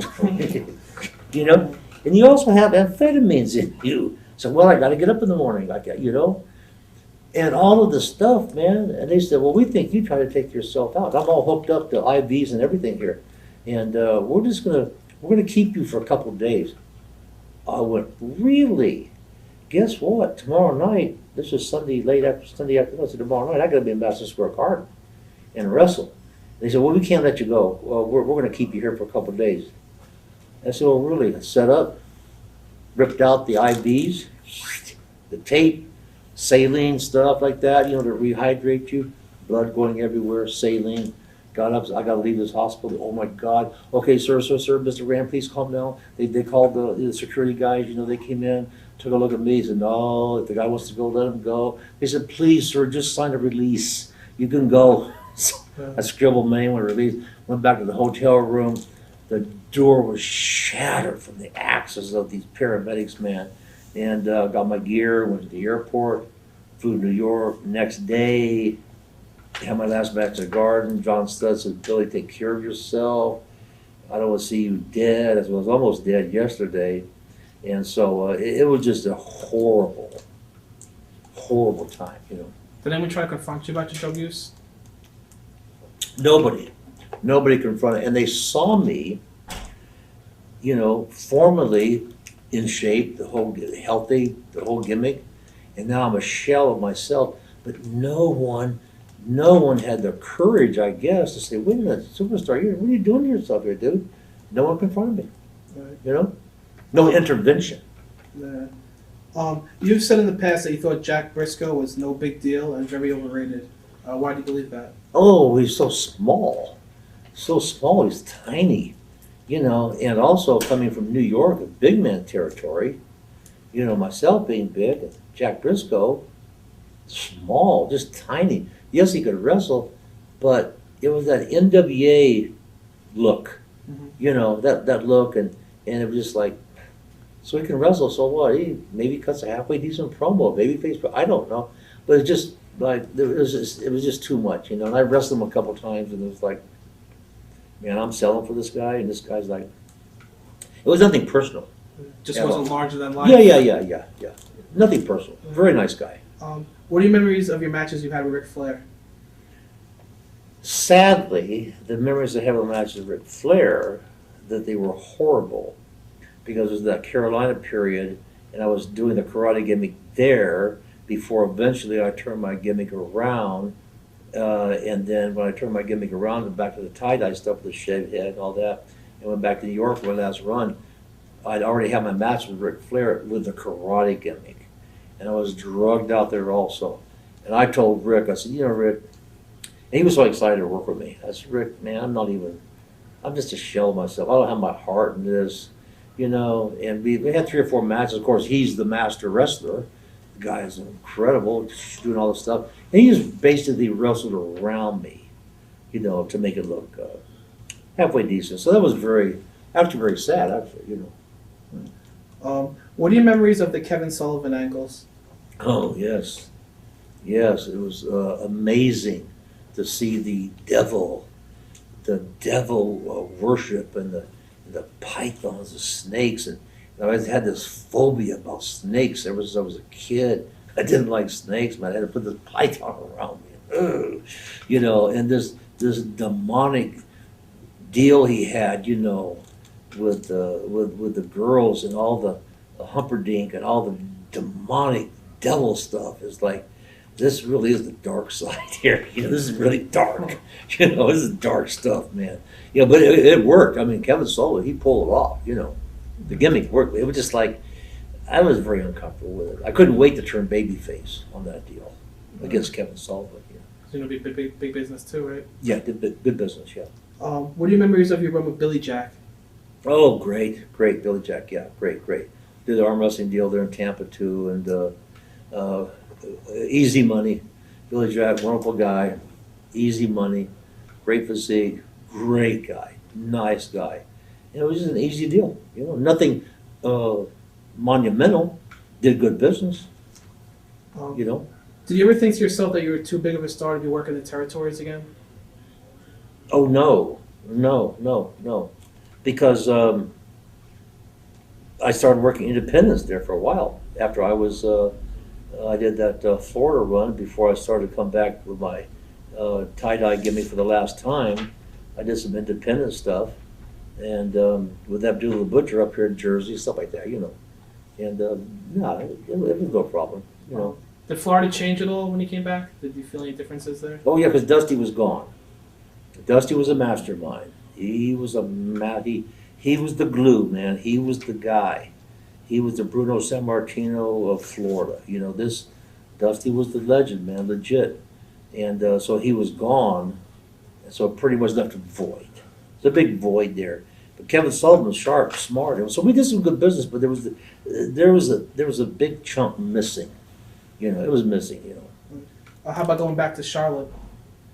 Yes, well, I went back to Charlotte with, you know, I took that break and came back with a tie-dye gimmick, you know, with the earrings and all that stuff. Man, I got over, you know, right away. It was very pleasurable then, you know. What are your thoughts on Jim Crockett Jr.? Nothing really. No thoughts. Honestly, you know, business guy. What are your thoughts on the Iron Sheik?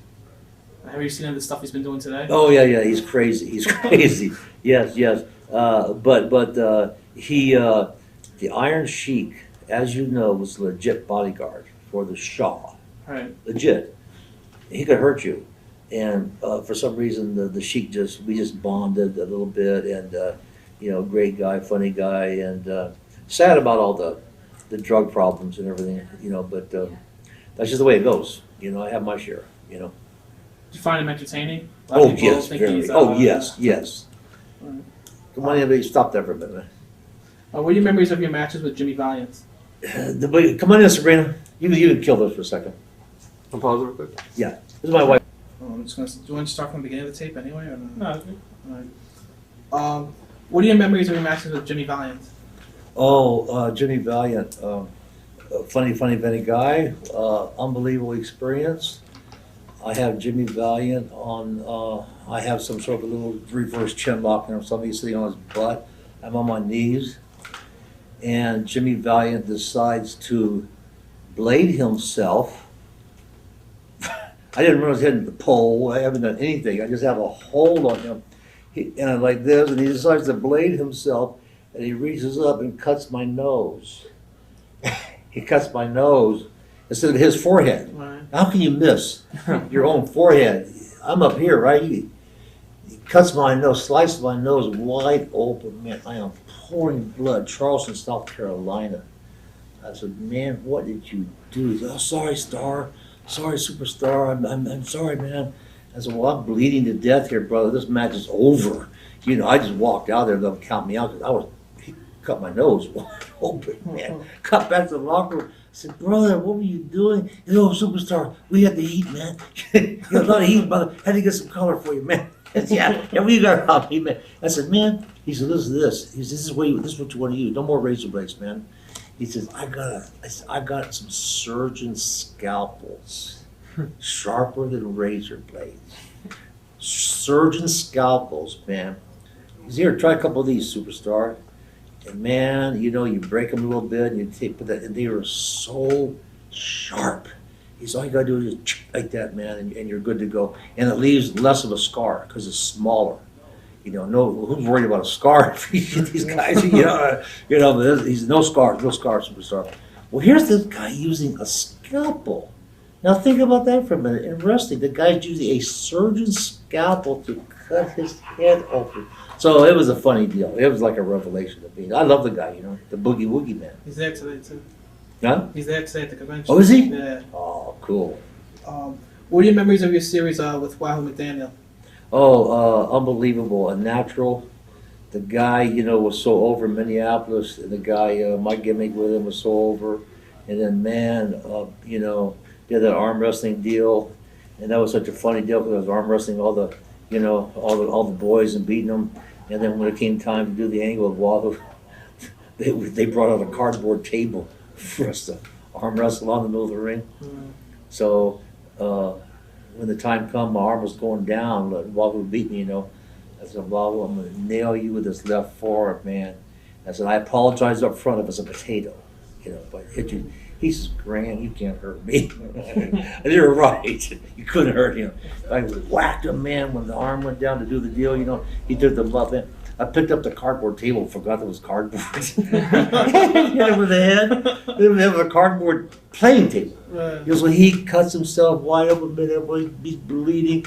And at the amphitheater in Chicago, some black brothers, man, said, Superstar, you hit that man with a corrugated table. He said, with a cardboard table. He can't bleed, could he? That didn't hurt him. I said, yeah, man, the metal on the deal there, you know. Oh, man. It was a funny deal, you know. But that deal right there, man, drew record business. That thing, that arm wrestling angle, man, it popped Minneapolis. And this guy, he worked so hard, man. And, you know, he promoted those strap matches, you know. Those things sold out right away, man. They were just huge. And he was a warrior in the ring, man. This guy was perfect to work with, you know. And he would sell for you. That's the secret. He would sell for you, man. You can choke him, beat him, blade him. This guy was sell. And that, so we got the heat, you know. Great. What are your memories of working at Abdullah the Butcher? Awesome. Abdullah the Butcher broke me in Calgary. I rode with him, and he at one point he wanted to shoot an angle with me. I was managing him, just not really managing, but talking for him. And he says Coleman, Wayne Coleman, you know. He said, Coleman. He said, you can lift 600 pounds. He said, let's get 600 pounds out in the ring, man. And he said, I'll be spotting you, you know. And then you're going to set the world record.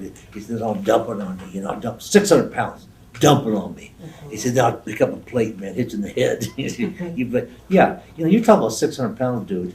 You know, you're talking about a real 50-pound plate you're going to hit me in the head with. You think I'm going to take a 600-pound bump, you know? I said, you're crazy, man. you know, and he's, no, I'll protect you, Coleman, I'll protect you. You'll be okay. Yeah, right. So we didn't do it. I wouldn't do it, man. But anyway. You couldn't use like dummy plates at the time. Didn't have that. Oh, not that time. Those are real. Yeah. Later with the Kempatera angle, the weightlifting, we had wooden plates made up for the angle with Kempatera that did big business around in Minneapolis. Because I couldn't, you know, I was a power lifter on the bench, but I couldn't overhead lift because bad back. Patera was an Olympic lifter, was overhead. And so I said, if we're going to do this deal here, I got to have wooden plates. So we found a guy that was a craftsman of wood, man. Took him some Olympic 45-pound plates, made them perfect. The same dimensions, everything. And we sprayed them black, you know, perfect. You couldn't tell them apart. So when we were doing our weightlifting, the first plate on each side of the bar was a 45 legit Olympic plate. The next ones come in with wood, see, and then the next one was like metal. So in Chicago Amphitheater, at the finish, before I throw the chalk powder in his face, you know, when he's lifting, the guys, the referees and the boys loading the bar, they put this, we were getting ready to go to our finish.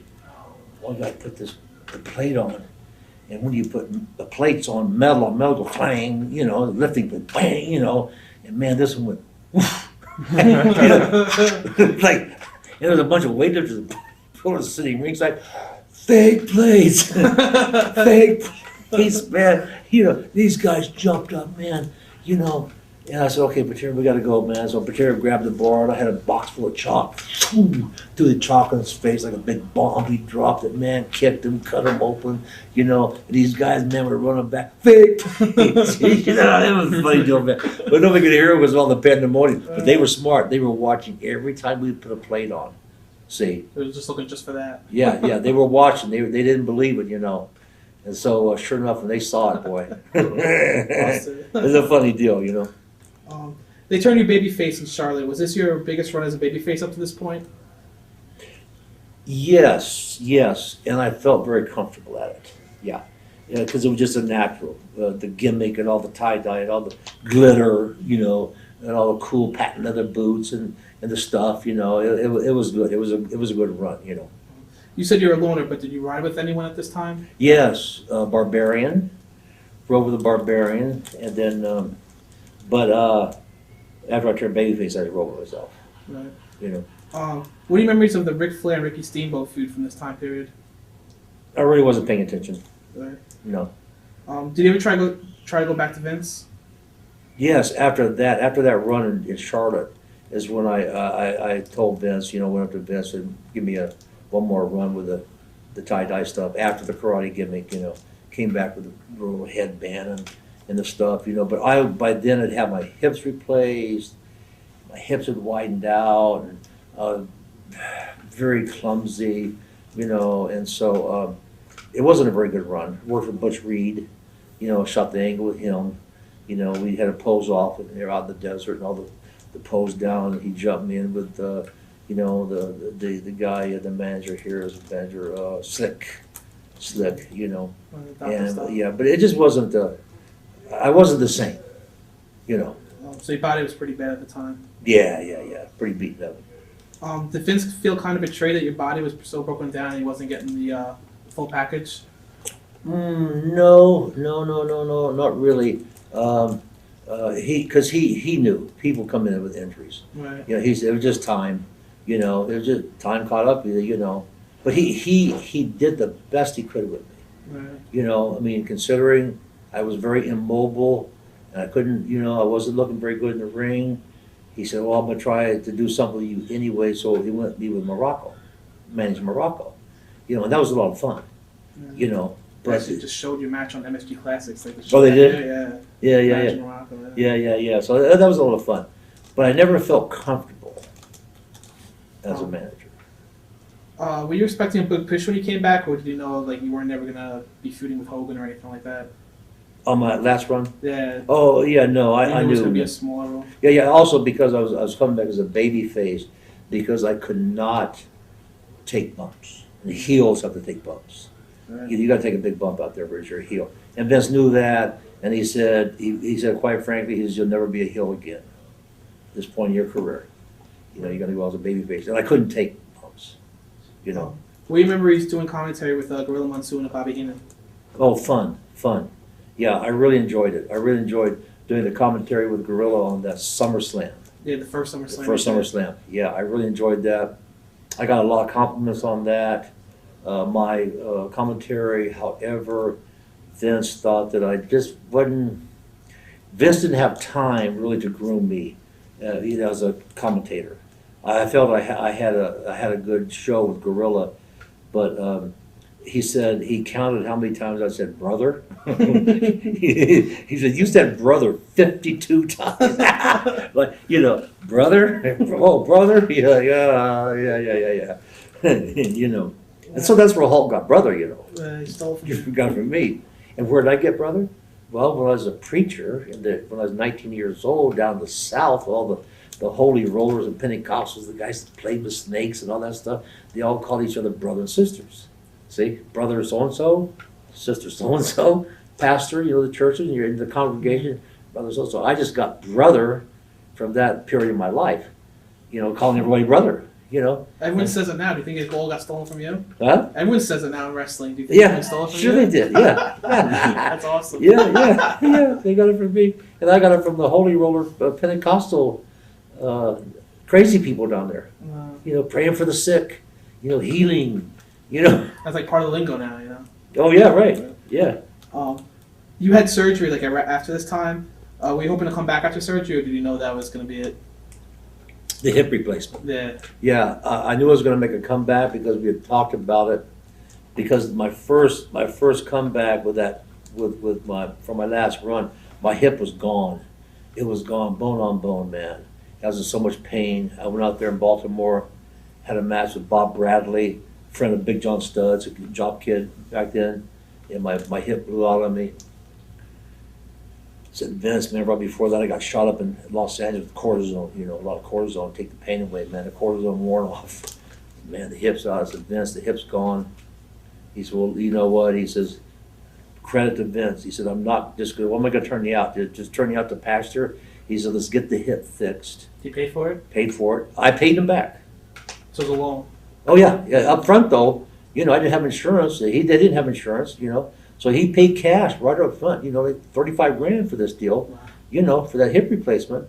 And it was actually Hulk's idea to make an angle out of this thing with my hip and then come back and let someone hurt me like Butchery did, and sell the hip and everything and then show all the footage from the operation, the tarantulas out there in the desert, all that those real cool promos, on the comeback. And we showed highlights of the surgery. It was a big deal, man. Showing the doctor cutting me open. And places like Detroit, Chicago, and Los Angeles put a big black spot over the cut because they said it was too graphic. In Detroit. It makes you even look better though with the black graphic. That's right. Yeah. And so that was a big deal. Made me make a comeback. See. Looking back at it now, you were the first wrestler maybe doing it like when they took that injury angle and showed like all the footage. Because now you see him doing it now with Triple H, they do Rey Mysterio, Lashley, That was the first one. That was really documented. Now they're making like angles out of the injury, working it into his business. Yeah. By this time, how bad was your life outside of wrestling with like drugs and your marriage? Marriage was always good because my wife had committed herself to me, and so the marriage was fine. But the health falling apart, that was tough, And the steroids, of course, had caused the hips to go on me, caused my lower spine to go. I've lost probably almost 4 inches in height because I have what's called a collapsing spine. And what happens when you take steroids for a long period of time, they shut the blood supply off to the joint.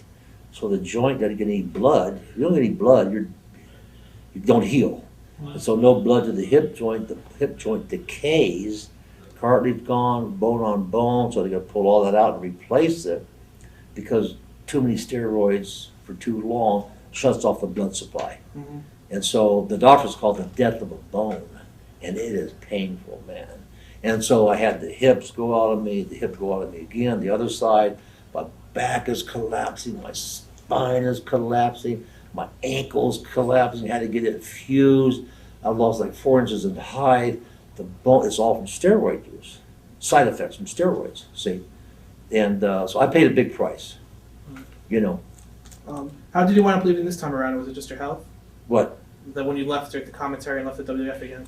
Yeah, it was hard traveling. You know, I enjoyed that commentary period, but the traveling was hard, man. The ankles were killing me.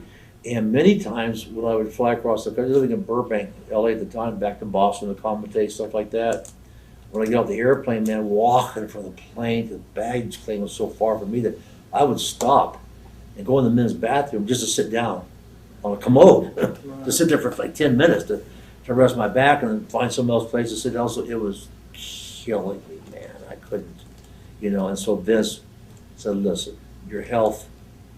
I said, "Yeah, I know my health. I can't do it. I can't travel anymore." You know, so It was a mutual thing. Yeah. How did you wind up getting in the middle of the whole Zahorian mess? That was on my own initiative. I injected myself, as Jerry McDevitt has said.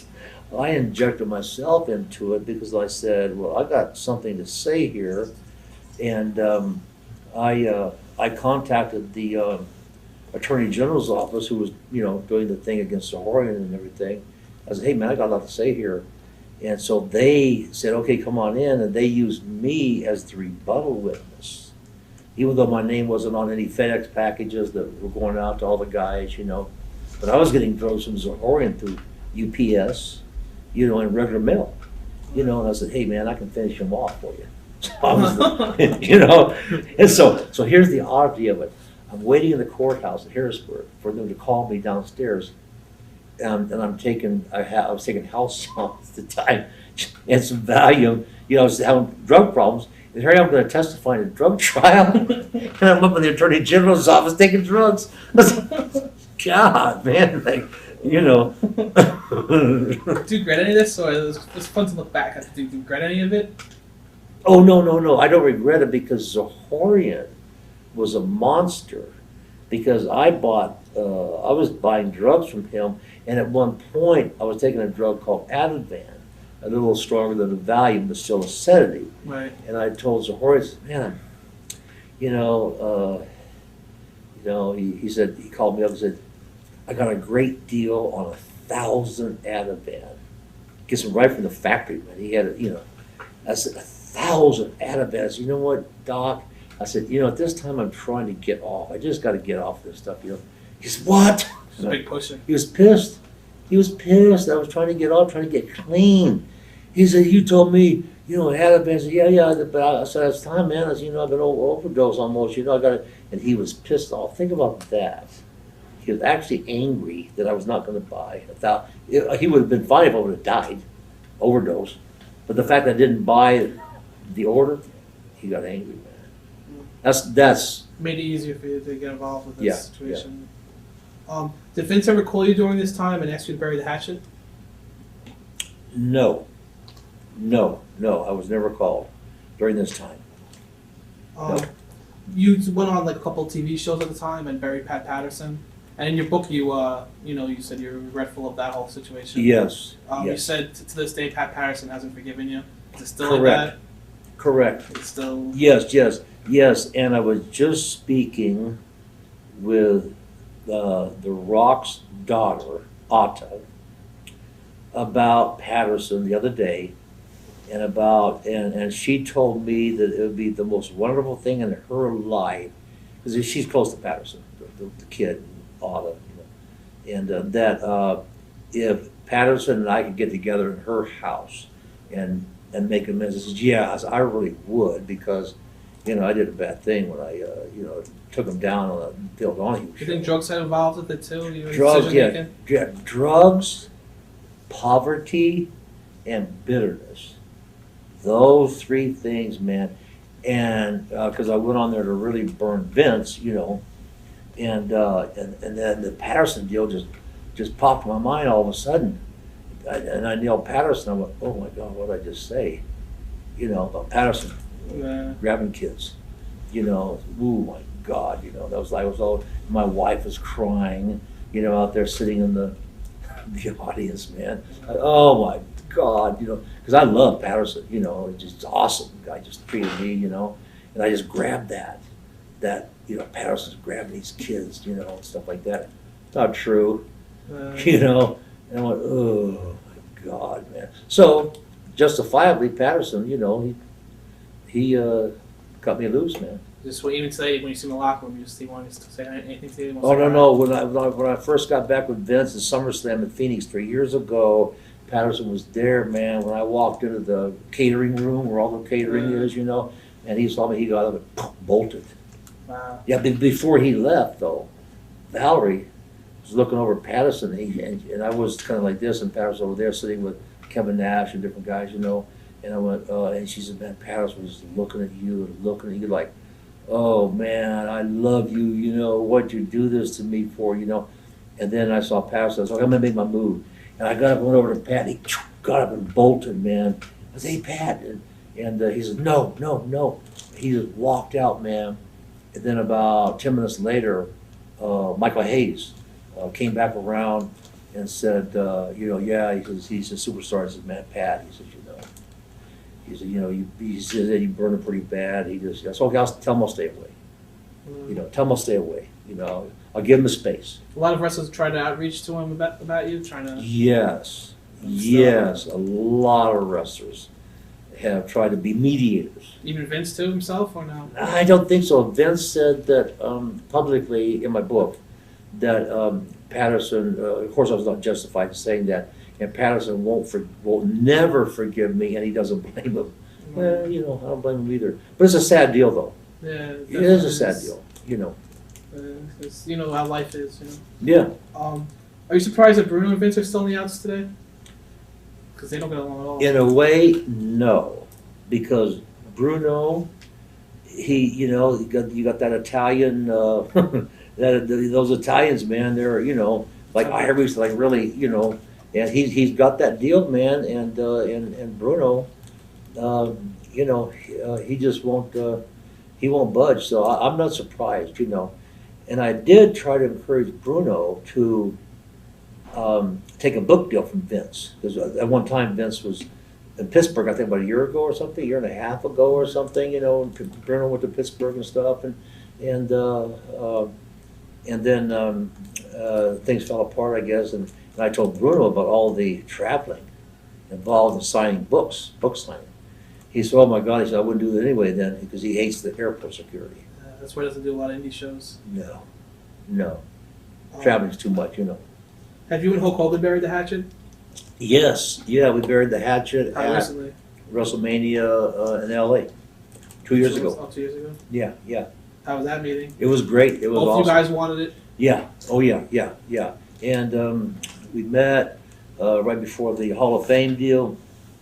I was talking to his wife, and she said, "Oh, it's so good to see you again, Billy," because I presented the olive branch, you know, prior to this, you know, to get word of the Hulk. You know, I apologize for my deal, you know, and again, it was just more bitterness, you know, poverty, you know, and drugs influence your thinking, and so we hooked up, gave each other a hug, buried the hatchet, apologized to each other, you know, and now I see the guy, we hug each other, everything's cool. That's cool. We mentioned Patterson before. Does anyone else hold anything against you right now? I don't think so. Not that you know of. Not that I know of, yeah. Especially something like that. That's a big deal. Yeah. You know, that's a big deal. You know, that's a real big deal. How did you and Vince finally come to terms 3 years ago? I had a liver transplant, and somehow prior to that liver transplant, we had broken the ice, and right before I went in for surgery, Arnold Schwarzenegger called me, Jesse Ventura called me, and Valerie, my wife, had reached out to Vince, and Vince called me, all three of them, right before I went into surgery. And Vince said, "Well, superstar, this is really the main event coming up." So yeah, it is, you know, transplant, you know.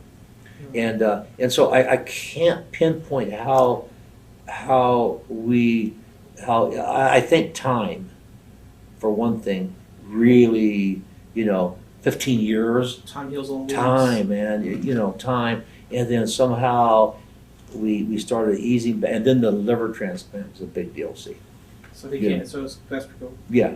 Do you consider Scott Steiner, Hulk Hogan, and Jesse Ventura flattery or just rip-offs? Oh, flattery. That's great. What a great legacy to have guys take your gimmick and be impressed, being, like, man, this guy, has influence. Oh, it's a great legacy, And I don't see it in Steiner. Everybody says, oh, It's just a Steiner. facial look. It's just the gimmick here. Yeah, that's all it is. Yeah. And, good guy. But he was doing the arm wrestling stuff too for a lot. Yeah, but so's everybody. Yeah. Yeah, that's not a big deal. No, it's a compliment. That you could have that kind of influence. You mentioned in your book, and like you were a preacher when you were 19, Yeah. and now you said you found God again. You're religious right now. To a point. To a point. Yes. There's a lot of wrestlers today saying they found God. They're Yeah. doing all tours and everything like that. And Yes. how do you know if people are sincere or not? Because there's a lot of people You saying they're just don't. taking the money. You don't. You Right. do not know who is sincere and who is not. Is there anyone you can name that you don't think is sincere? I don't know about the boys. Right. I can't say that about any of the boys because I really don't know. I just don't trust these. And now I'm very soured on organized religion like Benny Hinn, laying the hands on you and people taking bumps, and so I've been very vocal about people like him who are nothing but workers and make huge amounts of money. Benny Hinn sells out the garden, dude. It's becoming it's business. It's not like It's a business. Yeah. Oh, it's a huge business, and there's no sincerity in it. With the It's just- wrestling promoters who are trying to use the guys for cheaper Yeah. prices with the religion background. Yeah.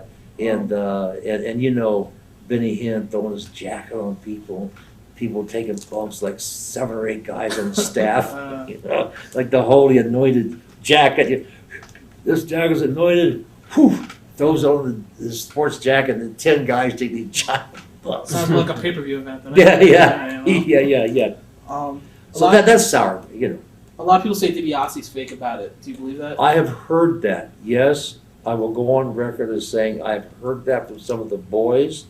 However, I would not ever judge someone on their spiritual relationship, lack of or enthusiastic of with God. I'm not going to go there. Who am I to judge? You know what I mean? Right. But I know that there's a lot of skepticism among a lot of the boys because some of the boys that are doing the religious deal. I think a couple guys smoked a joint somewhere, prior to a service. Well, they said Marty Jannetty was doing like crack before like service. Oh yeah, there you go. Yeah. There you go. And so I'm saying I will not personally put the hammer down on anybody, Right. because I do not know. Only God knows the heart. You can only know yourself. That's it. Yeah. So you're foolish to, even though you see a guy doing crack or go, well, who knows what's in his heart? He might be going through hell Right. with his personal life. Especially with addictions. Yeah. What can you say? Speaking of it, what can you say about your battles with drug abuse that you haven't already said? Oh, nothing except that it was hell, man. The drug addiction and the is like, I didn't realize I was so weak emotionally. I don't know what happened for me to start. Of course, I've always abused steroids, and I always took speed. Speed was a big deal with steroids, because speed, and steroids just are hooked up together. They just work together, so your workouts are big time, and the steroids and everything. And but I never, I didn't even take downers when I was in Minnesota. I drank a little wine with dinner, when I had my run there in Texas and into New York. But man, when I crossed over, whoo, and you get addicted to these downers, man, it feels good. Somas, you get that buzz going there, so it's a tough deal, man. Gotta be careful, with all the stuff that's going on in today's business, with all the Benoit stuff and everything that's Yeah, going yeah. on, do you think it'd be good for WWE to bring someone like you in and talk about your abuse to the locker room or something like that? Oh, Like a camera? people have mentioned that, but I don't think so because the boys are so individualistic, and who is anyone to come in and tell them what to do or suggest? Because that if you receive that shows that you're weak. See what I mean? Right. That you're psychologically weak if you have a psychiatrist come in and counsel you, or someone can come in and try to convince you not to do your drugs and stuff. You're sitting there with that shows weakness Right. on your part. You know what I mean? And I don't think it would do any good. You don't think Just so? like it's not going to do any good. Mark Merrill, and I support what he's doing, going to schools now and about the anti-steroids stuff Do you think like he's just that. trying to get his name out there? Oh no! I think he's sincere. He's sincere? Yeah, I think he's sincere, legit. Yeah. Because he just sent me a email with some photos. He went to Melbourne High School in Melbourne, Florida, Mhm. and the football team they're all around him and talking about don't use steroids, stuff like that. So I believe he's very sincere. But I don't think it's going to do any good. Right, just thinks. When Ken Kennedy calls you a hypocrite for your stance against steroids, how do you respond to Who? that?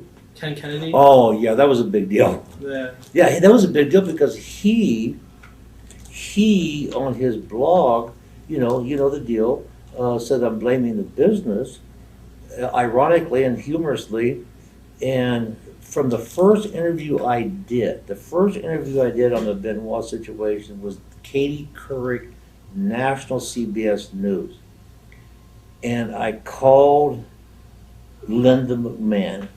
The first interview, this thing started. I said, tell Linda that I'm going to take care of the office, the business, and I'm going to put distance between steroids and Benoit's massacre of the innocent. And I did that. And I got a call back from Linda's secretary saying, thank you, superstar, for,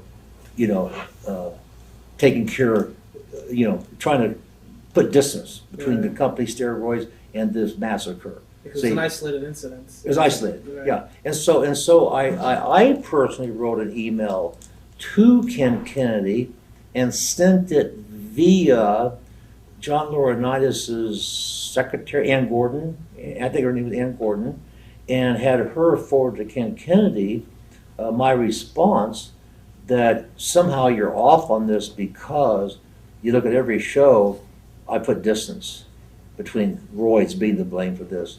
And I never have blamed the business on my steroid use. I was using steroids in 1968.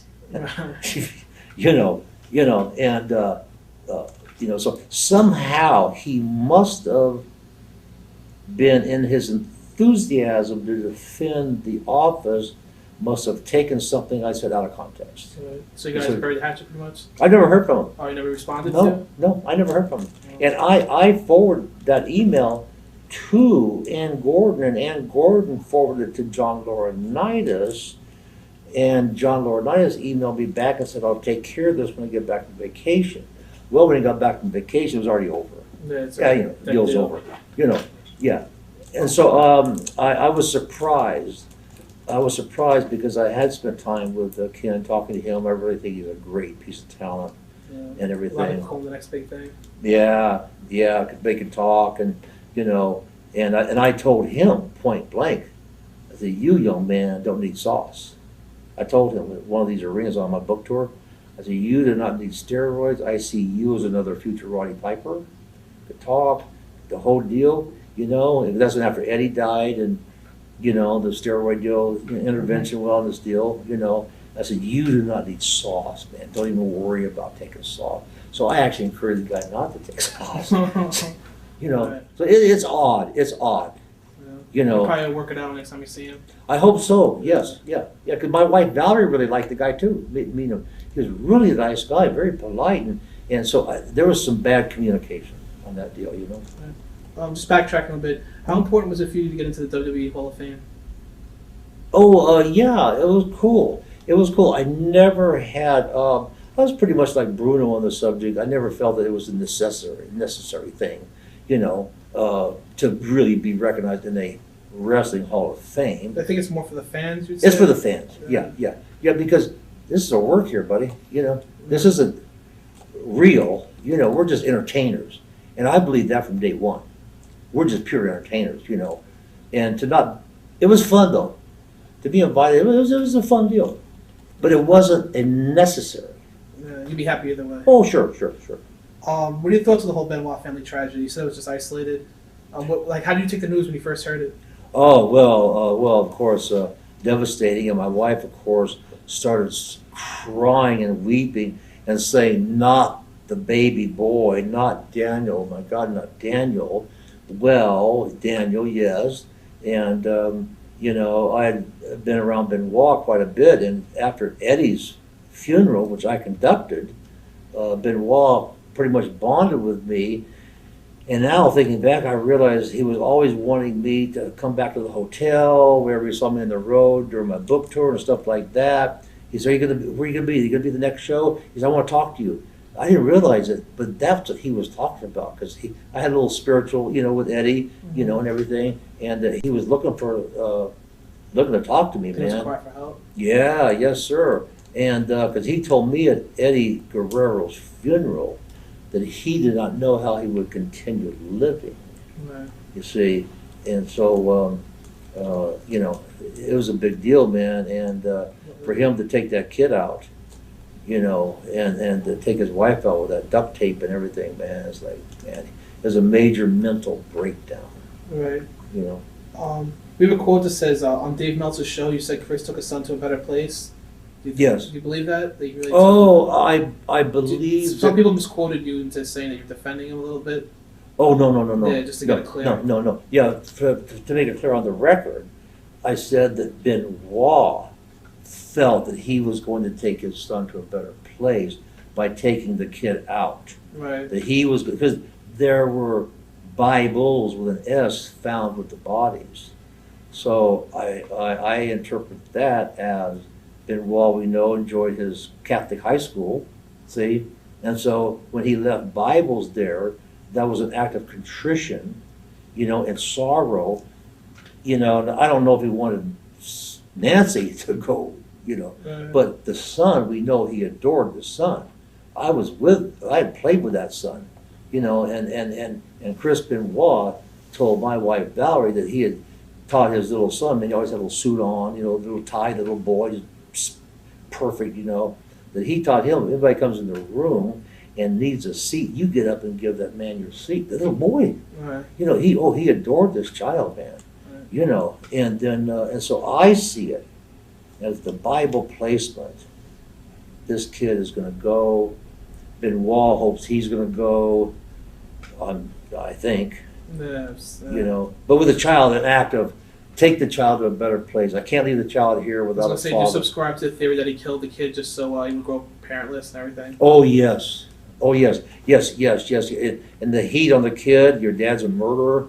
You murdered your wife, and the kid lived through that, Yeah. Oh my God, the nightmare this kid would be going through his whole life, Right. And so twisted, yes. Twisted mindset, I'm going to take my kid out, but he believed it, see. He believed his kid was going someplace with him, Right. On Dave Meltzer's show, you said you witnessed an incident between Chris and Nancy. What incident were you referring to? With Nancy Benoit? Yeah. Yeah, backstage in Baltimore on my book tour, Nancy Benoit told my wife Valerie that she had never been more happy in her entire life as she is right now. Never been more happy being a wife, being a mother, and she considers herself to be nothing but a boring old housewife and loving it. So that contradicts trauma between the two. Right. How could you be so happy and then they're having all these behind the door arguments and stress, because she was happy as a lark, There was divorce papers filed, they said, after more investigating. Right, that's right. So they think they put on like a public front in the middle of the locker room. Evidently, but it was an awful good front. Right. But I did notice on that night, and I've referred back to it, when Chris Benoit came in before he had to go out and do his match, Daniel was kind of running around us back in the little catering room back there, and Nancy was talking to my wife Valerie, and Chris came back with a pretty stern look in his face and told Nancy, "Take care of my kid. Don't let him run all over this place back here." And it was okay because we were in a room like this. Right. Let the kid run around. But he said, keep control of him. Right. And it was like, Very stern. Oh yes, very stern. How involved are you today with the WWE? I'm not really involved anything officially. I'm under contract with my book, my DVD, in that regards, but I'm not any other, I've always told Vince that I'd love to have been help guys with promos, and I did do that with Batista. I did do some one-on-one counseling with him, and some stuff with Randy Orton on my boat tour. Randy Orton came up to me in Boston and said, "Superstar, what do you think I need?" And he was a babyface at the time. I said, "You need to be a heel." Yeah, that's what you need. He said, "Thank you, Superstar, thank you." I said, "Yeah, because your deal here, that cocky little look." I said, "That's a heel deal, and your pretty body, and you've got the arrogant." I said, "You need to be a heel." And that was top heel. Top heel. Right. Yeah, Do you think the media coverage on the Benoit family was fair or unfair? Well, first of all, it was unprecedented. That coverage was amazing, man. And yesterday was still coverage of the Nancy Grace show, China. which would have been China, and the China deal, and I found out that the coverage, Nancy Grace is a big fan of mine. I met her on my book tour a year and a half ago. I didn't know that, but I've always been a big fan of hers. And so, but it was all the one day she was off during this whole thing, and it was the day that the autopsy came back, the toxicology stuff. The guy down in Atlanta said there's no steroids found in the guy's system, other than the testosterone replacement therapy, but there was no other like exotic steroids. Nothing that would have triggered anything. Yeah, that's right. And so, but Nancy Grace on their banner, steroids found in Benoit. Like, oh my God, wait a minute. But in that respect, yes, very sensationalism. Which is the business of news media too. That's right. But that was the only thing that. But otherwise, I think it was fine. Just backtracking, you mentioned like giving advice to Batista and Randy Orton. Do you think you could be a good WWE agent, and would you be interested in doing with your health and having to travel? Oh, not with my health. No, not with my health. It'd be impossible. too much. It'd be impossible, yeah. And I wouldn't want to travel either. Yeah, because I'm an artist. I'm very involved in my artwork, Southwest art, paintings, Indian stuff like that. How hard is life after wrestling? You seem to be doing well. Oh yeah. I've adapted. There's so many guys that cannot adapt. That man. I've heard guys, end up trying to sell a car on a parking lot, used car lot, and they have horrible transition because look, wrestling, man, you got almost your own hours, your freedom. You pretty much a little celebrity to some folks, and you come and go, you work out, you take planes, and boy, when it's gone, these guys trying to sell cars, these guys have had nightmares trying to transition. But I was able to transition because I was a bodybuilder too, so I keep on bodybuilding, and an artist. I've always been an artist, and I've always never thought it was a big deal to begin with. Right. The business. It wasn't like it wasn't like a possession. I wasn't possessed to wrestle. Mm-hmm. I didn't have to have, I didn't have to be in the business. I did all my stuff with half a heart.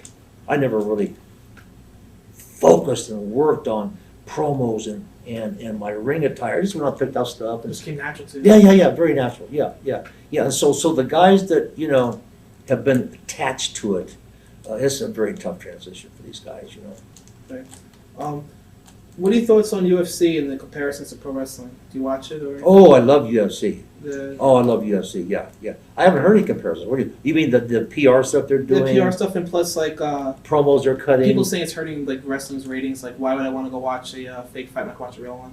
Oh, yeah. I've heard that, but it's backfiring on them. I think because I have found that a lot of people like the storybook soap opera story. Right. They don't want it real.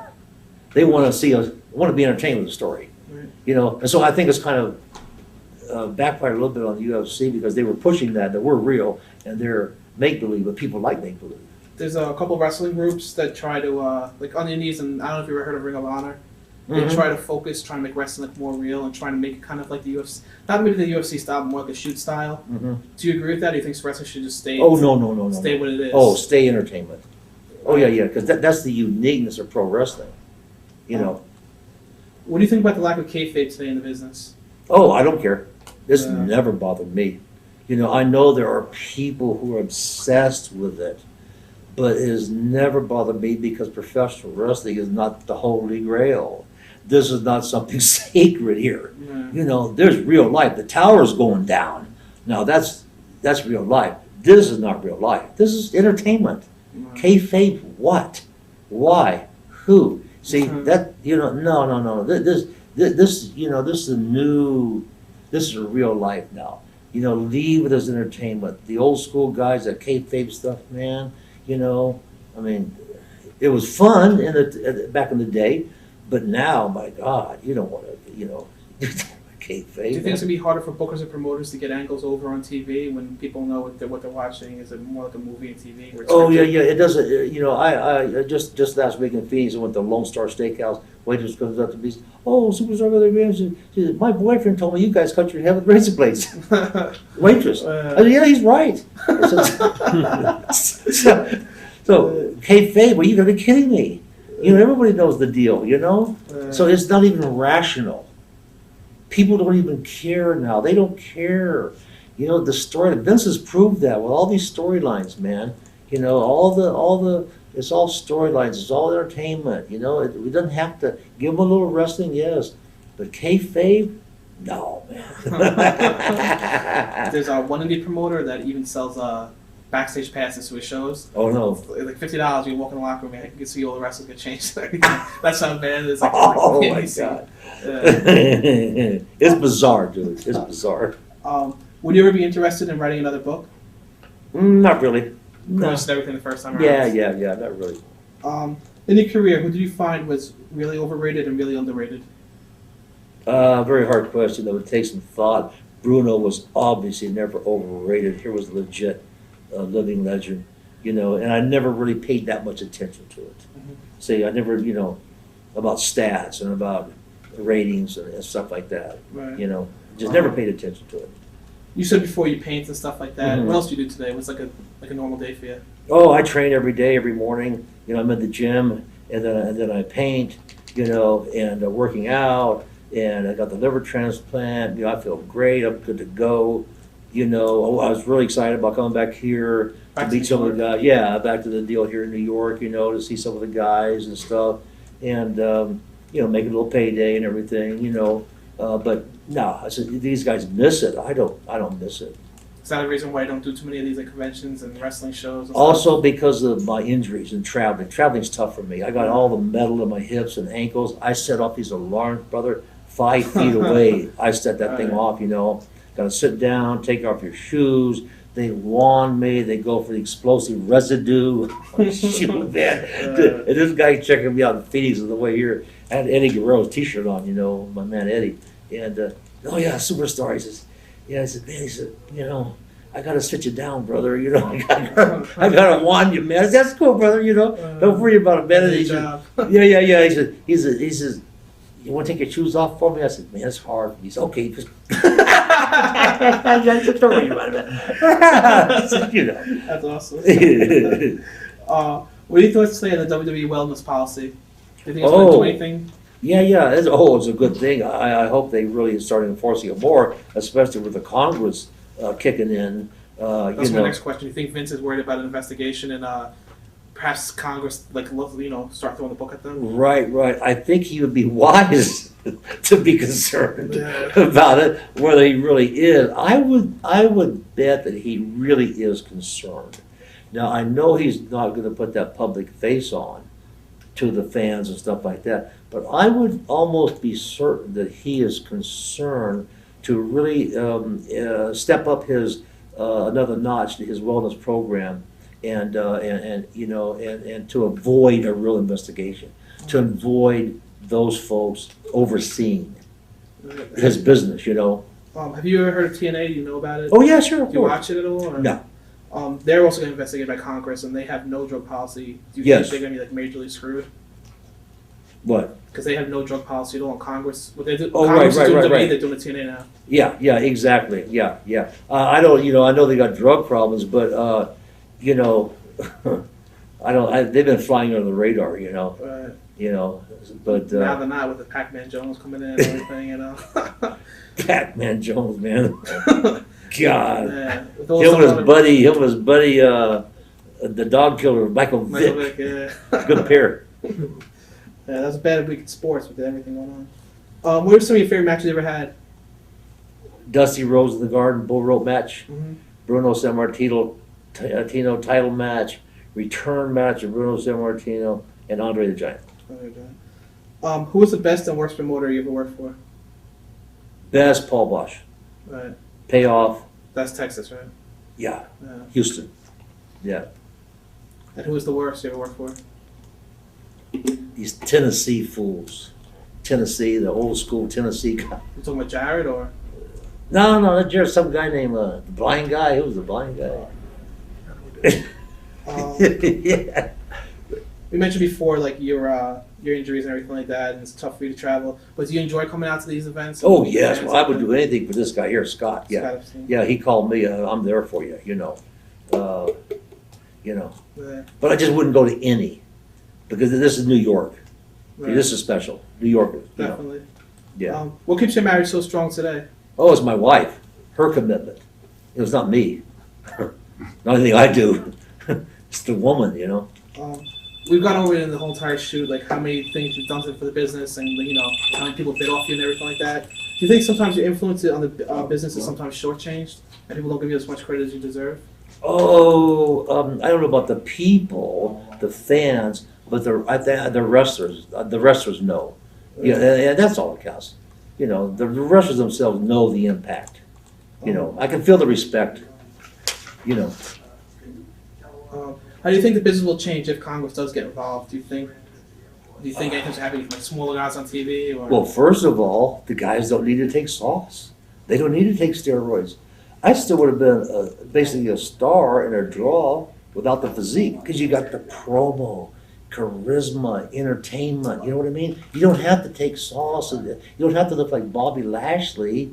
I mean, look at Ric Flair. Yeah. Here's your example, Ric Flair. Yeah. Guy's 58, man, charisma, on fire. His physique doesn't draw the charisma, so they can do without it. Right. See what I mean? What do you thought about the next generation stars in the WWE? I haven't even paid attention. At least John Cena, nothing. Oh, John Cena, yeah, he's legit. He's cool. Yeah, he'll be the, he'll be the measuring stick. There was something going on with you in the Arizona Museum. They didn't have a wheelchair access. Yes, I'm suing them currently. I have. Can you talk about that? Yeah. I went in with basically a task chair, a secretary's chair with capsules on the bottom, to see Rembrandt, the exhibition of Rembrandt, and I couldn't because I can't stand rather. So and I can't fit in a wheelchair. So I just brought my own chair, and the museum turned me away because they felt that it didn't conform to their standards. And so it was a big deal. They called like 7 security guys. The whole deal all blew up, and they would refuse me entrance. So I went to the Arizona Attorney General's office, told them about the discrimination, and they have now created an investigation, and the investigation will soon turn into a lawsuit. While I'm here in New York at Scott's Convention, we'll be going to the Brooklyn Museum of Art, the Metropolitan Museum of Art, document my interest in these museums. which I'm documenting my interest to other museums in Phoenix and building the case that all these museums are in fact letting me in with my special needs chair. Right. See, and all it is a task chair, a secretary's chair, Right. that I can sit down because I can't stand and look at art for hours. I have to sit because my back is blown out. Right. So they made a huge mistake by denying me entrance. So the case is still pending. Civil rights violation. Right. Yeah. Is there anything you want to say to the fans who are watching Oh us? yeah, just thank the fans for all of their support, and I think there's a lot of guys like Ric Flair who's given everything he has to entertain the fans, and sadly, I never have. I of course gave a lot in the garden, but it was not even really intentional. But I'm not like a Ric Flair. I just enjoy entertaining the fans. Do you have any advice for any indie wrestlers who think they have to do drugs to? Oh yeah, no. Well, no, of course now with the steroid policy and the wellness deal in Congress, you just develop a personality. Develop the Dusty Rhodes. Does he take steroids? I don't think so. I don't think so. Not the American Dream. But look at the charisma this guy has, man. This guy, man, he can pull them in, and that's the bottom line. Is charismatic personality. And now with the steroid deal coming down so heavy, it'll probably go that way and stay that way. Well, I'd like to thank you for joining us today. It's been a great shoot interview, and good luck with Thanks. everything that's going on. Good Oh, luck with thank the you. case and everything. And thank you again. I'll get you updated, and maybe we'll do part 2 after the Sounds good. after the lawsuit, man. Sounds good. Yeah, thank you, and God bless all the fans.